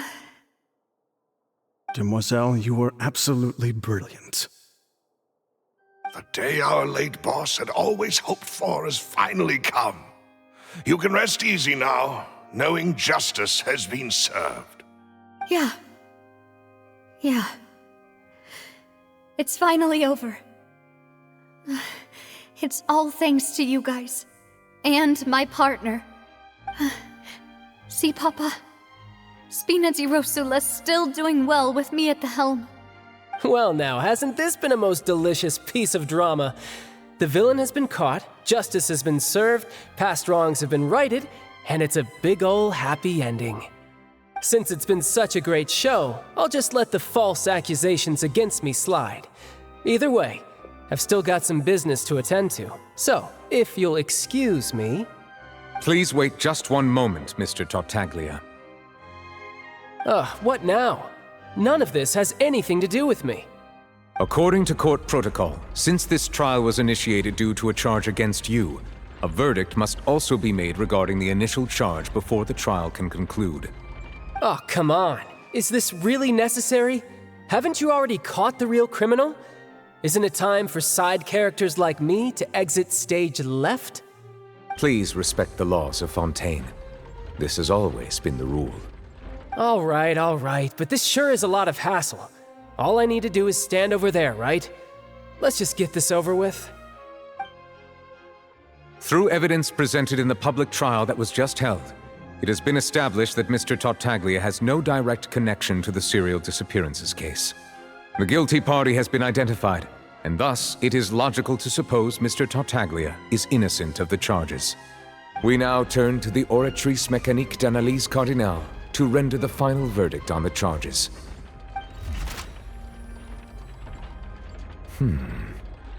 According to the judgment of the Oratrice Mécanique d'Analyse Cardinale, Mr. Tartaglia is guilty. What? Hey! That's not funny! Didn't you just say I'm supposed to be innocent? What's with this verdict? Is your justice machine malfunctioning? Huh? This has never happened before. The Oratrice actually returned a different verdict from the Chief Justice. I mean, have you ever heard of an innocent Fatui Harbinger? Do you think the Oratrice might have just convicted him on general principle? But weren't the charges about the serial disappearances case? No matter what else he's guilty of, it shouldn't affect the verdict in this case, right? The judgment of the Oratrice Mécanique d'Analyse Cardinale is, by law, the final verdict of the court. We must accept the guilty verdict. Guards, please take the suspect into custody per court protocol.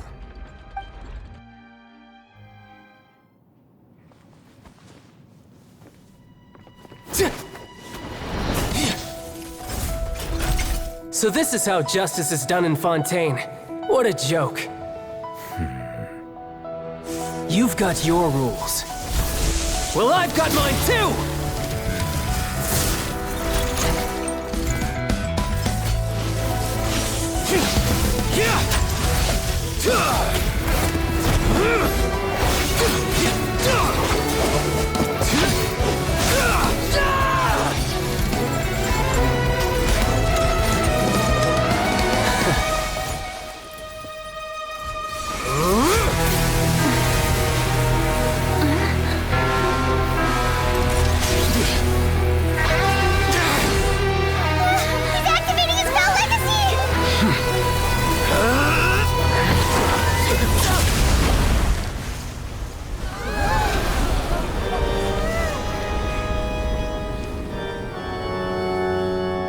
I am sorry. If you have been wronged, we will find the truth. But the rules of the court must be upheld.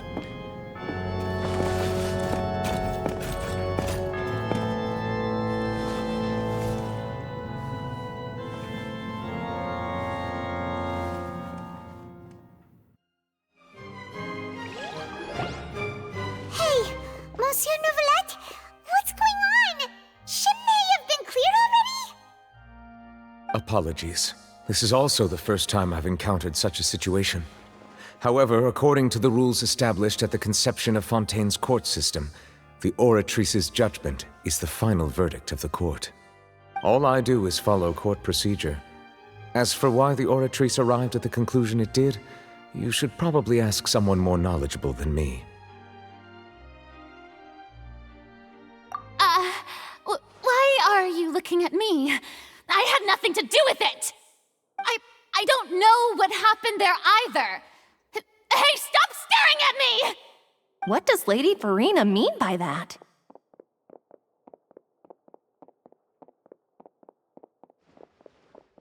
She says she has no idea either, but that's impossible. Didn't she create the Oratrice herself? Yeah, so are the verdicts reliable or not? Can results like this really be called justice?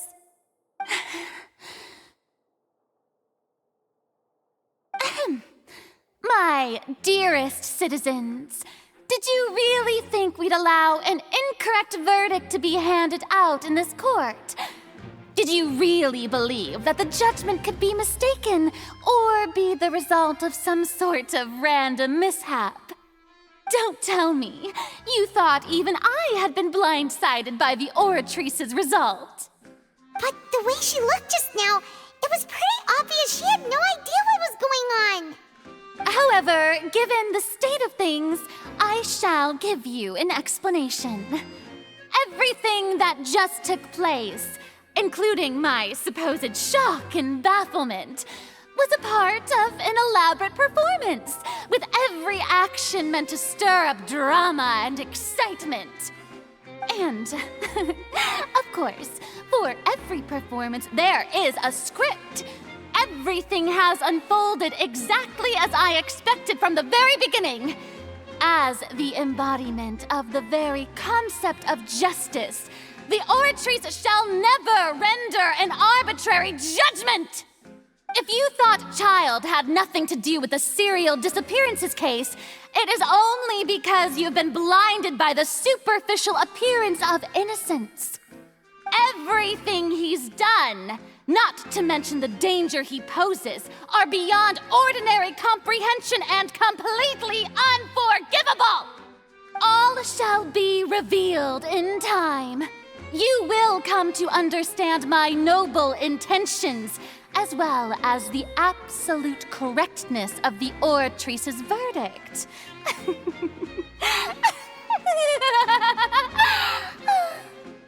Now, having said that, although I hate to leave things hanging in suspense, it is now time for this performance to end. As the lead actress, I shall be the first to take my leave. Toodaloo! So she chose to make her escape after all, did she? So you're saying we shouldn't put much stock into what she just said? She probably just put on that performance to save face. As for the truth, it's unlikely that she actually has any idea.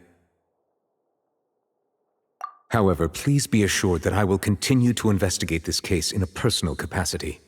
Just as I promised, if the judgment has been incorrect, we will do our utmost to clear his name.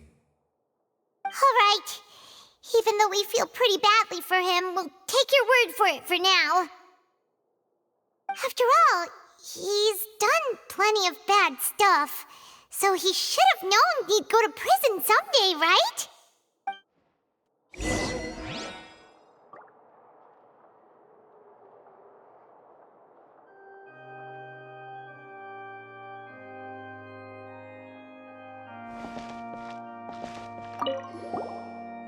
Monsieur Nervalet! That power you showed when you took him down. Who are you really? I'm the Chief Justice of Fontaine, of course. If officers of the law lack the strength and capability to enforce it, then it makes a mockery of justice.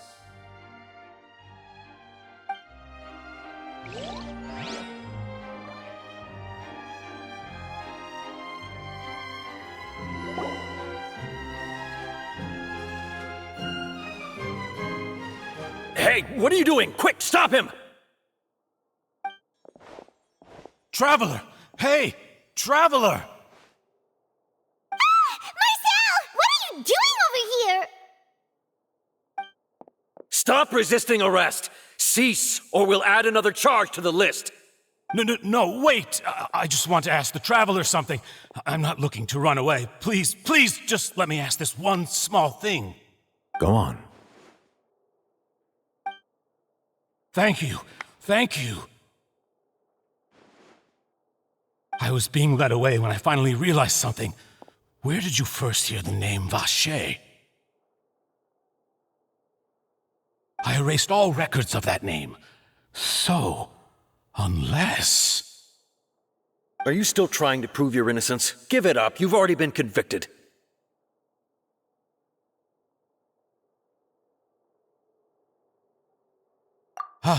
Really? You did? You're sure? You met her? But how could that be? How did you manage to do it?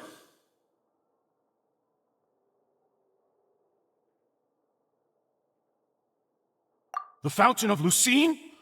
Then she's been so close to me all along. And I just never... Please give me a chance to talk to her again. Just let the Traveler take me to the fountain to see her one last time. This is the last request I'll ever make in my life. You can do whatever you want to me afterwards. I don't care. What? Give an inch and you want to take a mile? Do you think serial killers get to make requests like that? Paimon agrees. Why should we give him what he wants when he's only done a ton of super terrible things? This request, is it worth as much to you as your life? Of course! Wait, no. It's worth even more than my life. Humans. Will they betray the instinct to live just to satisfy spiritual needs? Very well. I will grant your request. Your Honor, I fear that... I will go with him. You do not need to worry about any escape. In that case, I shall leave him in your most capable hands, Chief Justice. Thank you, Your Honor.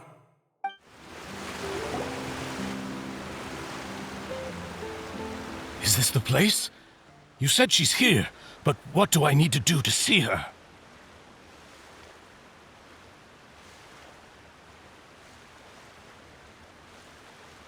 Yeah, and even Paimon could hear her after drinking that thing. Didn't you just drink a lot of it on the stage as well? Oh, in that case... Vache! Ah! Yes, that's it! So you heard it too! Vignier, it's me! It's me, Vache! Vache? Vache! I'm here! Where are you, Vignier? I'm coming for you. I'm finally here for you. Hey, wait! Be careful! Hey, wait! Vignier, is that you? It's me, Vache! Vignier! Vache? Why did you come? Didn't I say? You don't need to look for me. You look a lot older than I remember. How long has it been? It's been more than 20 years. I've suffered for over 20 years since the day you left. All this time, only the thought of bringing you back has kept me alive. Nothing else mattered to me. I must be dreaming. Who would have thought I'd get the chance to tell you all of my feelings like this? Vignier, you are my everything. I really don't know how I could live without you. But Vache, if you ask me, this world would be better off without you. What are you saying? If not for you, I would have finished my law degree and probably become a top-tier attorney one day. If not for you, I would have continued to pursue my love of the arts, and my works would have been displayed in the Palais Mermonia itself. If not for you, I would at least have been able to take care of my mother. And she would not have grown old and died alone, with nothing but the tears on her cheeks. It's all because of your selfishness, Vache. It's all because of you. Wait, you are not Vignier. Who are you? You're right. I am not Vignier. I am the sacrifices. Every woman who died by your hand, as our bodies dissolved, Our consciousnesses flowed back to the primordial sea. Our thoughts circulated endlessly within the primordial sea, and we were no longer individuals, but we became one, just as streams of water come together in the sea. I'm Cressy. I'm Lemony. I'm Azine. The only one I am not is Vignier. Why? But then, where is Vignier? She doesn't want to see you anymore. Every tendril of her consciousness is avoiding you. This is what you get for your selfishness. Your selfishness robbed us of our lives and our futures. You said time and time again that you'd do any and everything for her. But did you ever consider whether she'd want to see you do the things that you did? If she would despise you for what you became?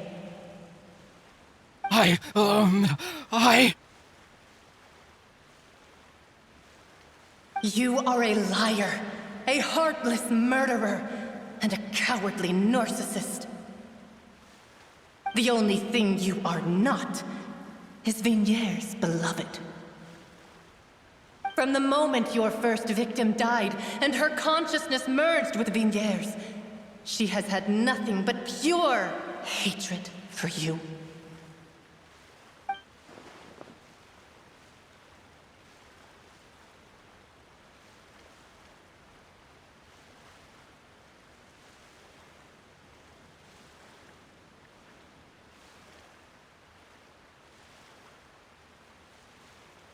No! Vignier! She can't hate me. Let me see her, please. Have mercy. You still don't understand. When I said don't look for me, that came from the real Vignier. She really doesn't want to see you anymore. But on top of that, she also said that because it's her final drop of pity for you.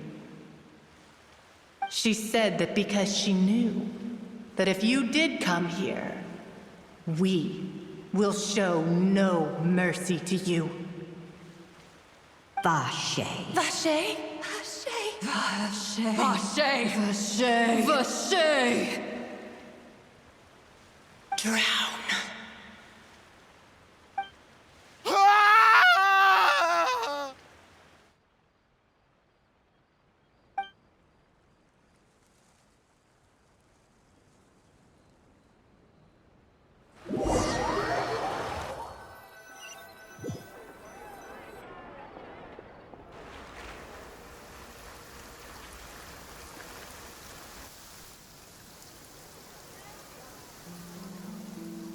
Finally, we have some time to do shopping.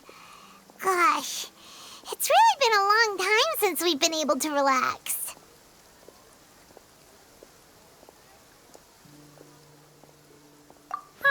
Well met, partner.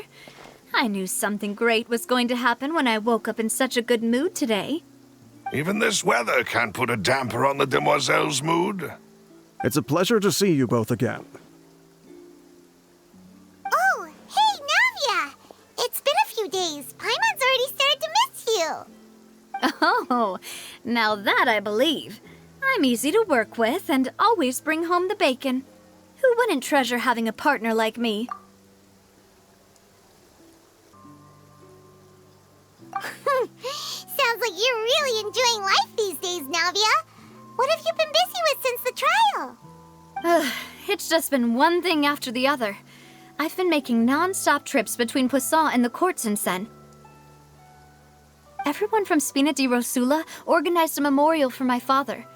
We never held a memorial when he first died, since everyone knew that even if we held one back then, no one was going to come.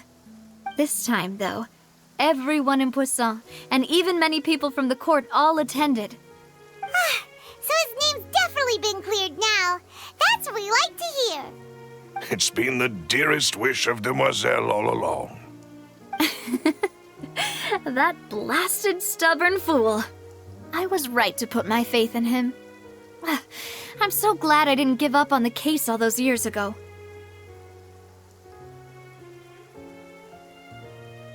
Oh, by the way, I ran into Charlotte just after I left the memorial service. Well, maybe it'd be more accurate to say I knew she would be there, and there was no way she'd just let me go. Huh? So you know Charlotte too? The Charlotte? Journalist from the Steambird? Yeah, way back when I first became the president of the Spina di Rosula, she was all over me. Wouldn't take no for an answer. I believe the story was called The True Heart of Darkness, Secret Tales of the Yellow Rose. To be fair, though, it was a really flattering feature. So, we've been on pretty good terms ever since. She was trying to lean on our friendship to get me to do an exclusive piece on the serial disappearances case. Oh yeah, she told us about that. She's always been super interested in that case, so now her wishes finally come true too. Anyway, I told her to make sure that when she writes about you guys entering the opera house with the critical evidence, that you both sound really cool. Now that's another thing to look forward to. We trust Charlotte's skills with a pen for sure. Oh, and in other news, I also took Clarand out for a meal. Oh, are you two on better terms now? While you were investigating Vache's headquarters, Clarand gave testimony on my father's behalf. It was thanks to her that we were able to turn the tide. I wanted to thank her. I mean, there's also no point in being awkward all the time, so we took the chance to reconcile with each other. Oh, that's great. Paimon also thought Clarand wasn't actually a bad person. It's always good to have more friends. Anyway, now that the case has finally been solved, perhaps it will slowly begin to fade from the public consciousness. Oh, actually, there's still one last thing I need to do. What is it? I should pay a visit to my father's grave and tell him the truth of what happened, as well as how it all ended. And on top of that, just how much people still look up to him to this day. That includes me, too. Miss Navia. Indeed. We want to go too! We also think Callus is a really admirable person. Sure thing. I'd like you two to share the moment with me. After all, without you, there might not have been such a positive ending. And in that case, everyone, let's be off. Considering the recent weather, we'll be lucky if we can reach Poisson before dark. Yeah, you're right. It's been raining non-stop for a few days now.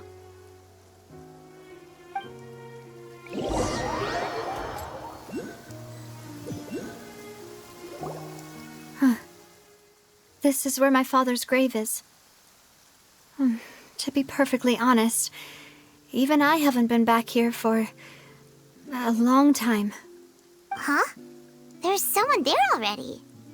Wait, that figure. It can't be. Hmm? Isn't that Neuvillette? Why would the Chief Justice be here? Huh? Navia?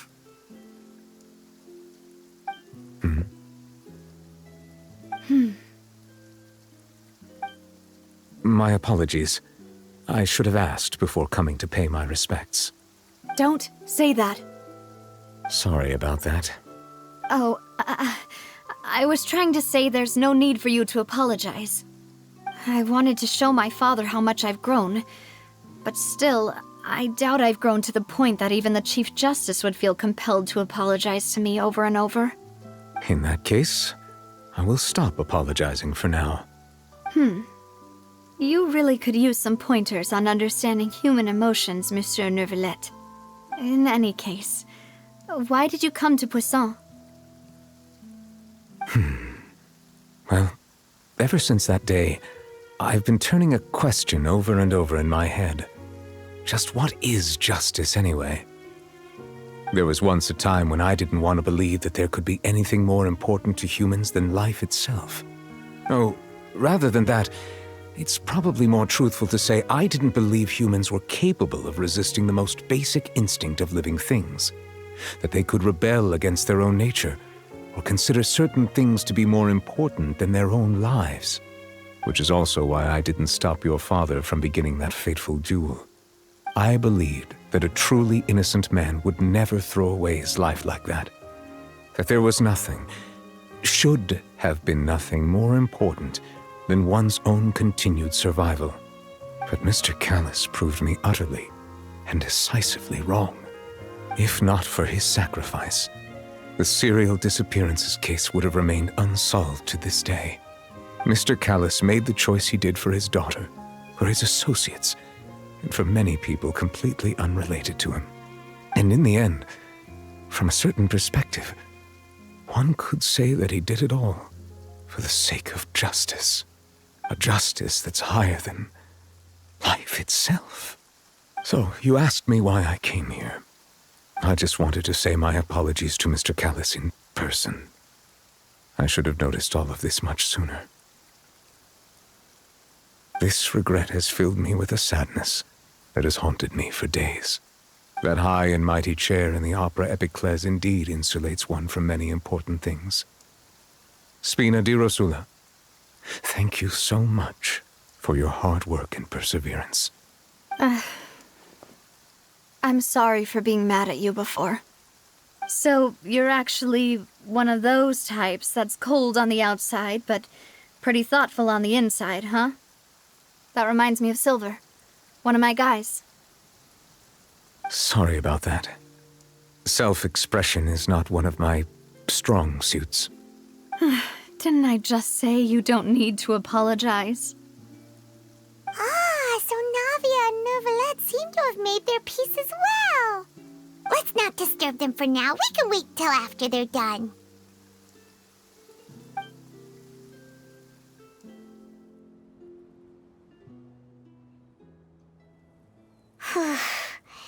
Paimon's never paid respects at someone's grave before. Did Paimon do anything rude there? Huh? Oh, Paimon didn't know that was a thing. But Paimon doesn't know what she would do if she can't fly. Oh no. Paimon hopes Miss Navia won't be too mad. Anyway, Neuvillette is still standing around there. It's not often that we can catch him alone like this, so why don't we go talk to him for a bit? If we can't talk to Lady Farina, we can at least talk to him, right?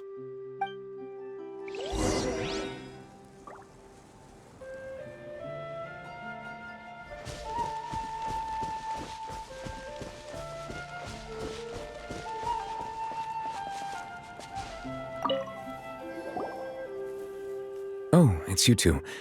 Did Miss Navia invite you to come pay your respects to her father? Mm-hmm. We ran into Navia on the streets today, so we just followed her here. I see. Then is there something that I can help you with? Well, it's pretty hard to run into you like this since you're usually super busy. So we figured we could try to ask you a few questions, if that's okay. Please feel free. Though outsiders, you helped us solve one of the greatest mysteries in Fontaine, and it would be my pleasure to return the favor.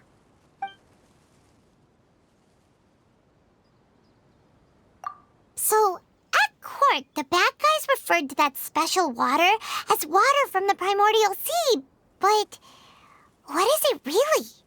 Truthfully, that name is already quite accurate. I can only surmise that Vacher and his ilk only learned of its nature and existence after extensive research.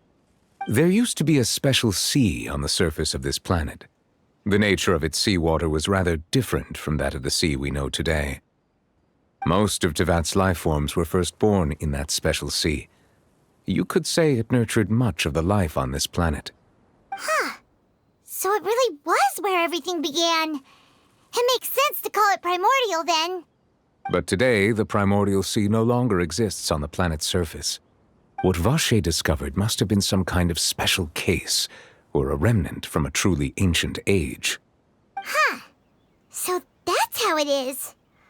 Oh, you really know everything, Monsieur Neuvillette. But if that's the case, then why would people, At least people from Fontaine dissolve in that kind of water. Indeed. Why would the primordial sea, which was known to engender and nurture life, suddenly reverse itself and devour life instead? To be frank, that also doesn't match my understanding of this world and its laws. There must still be some unknown secrets around the people of this land. Is there anything else you'd like to ask me about?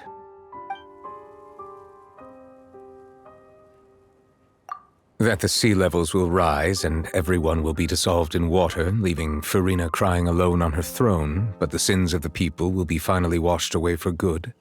Does that appropriately summarize the version you've heard? That's right! It was Linny that told us back then. And that about covers all the main points.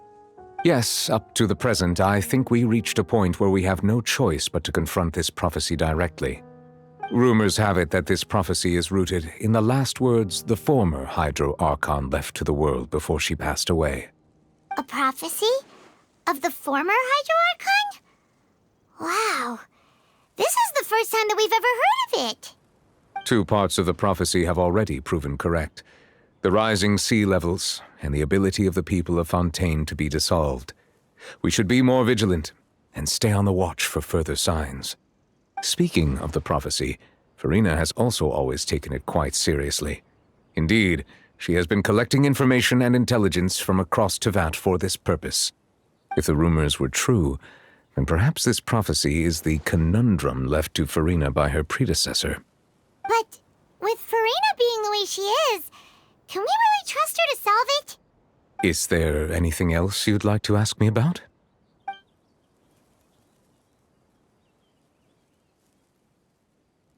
My apologies. My investigation has still not reached its conclusion. However, I still believe the judgment of the Oratrice was not rendered arbitrarily. But you also said you thought he was innocent.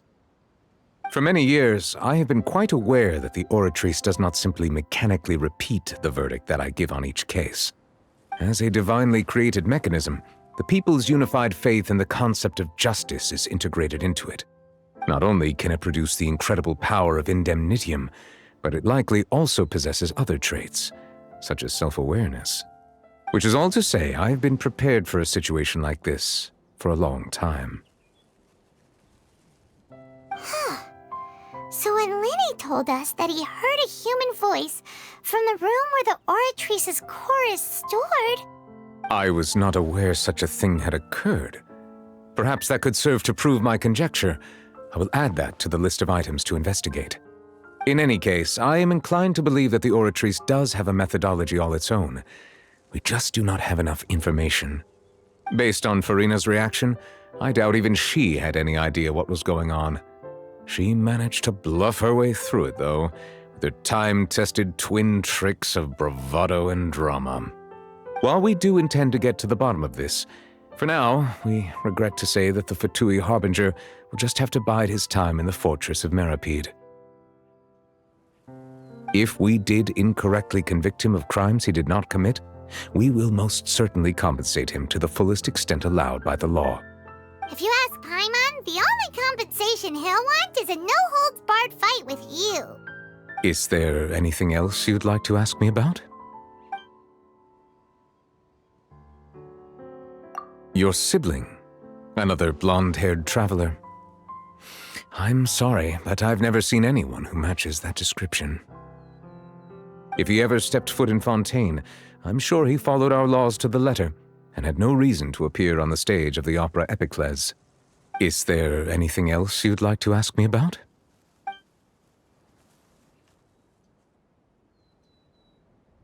Very well. It was my honor to provide you with what answers I could. I very much enjoyed conversing with you. It will soon be time for me to leave this blissful tranquility behind and return to Palais Memornia.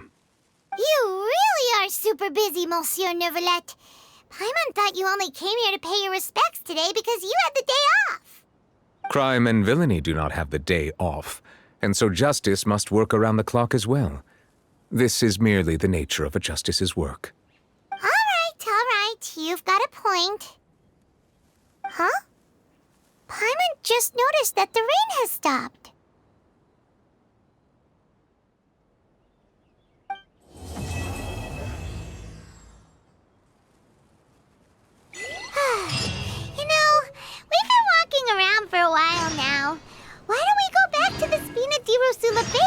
over to Fontaine and have a rest.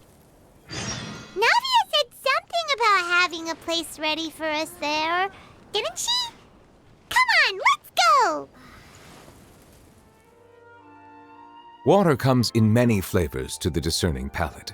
Mondstadt's water is crisp and pure, while water from Liyue has an enduring aftertaste. In Inazuma, the water possesses a depth of flavor unlike any other. Sumeru's water, meanwhile, has a rich and complex flavor profile, but it must be savored patiently to fully appreciate it.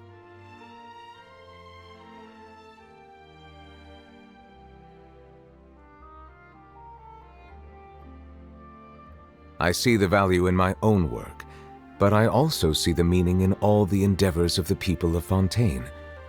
I believe I will continue to take pride in fulfilling my duties.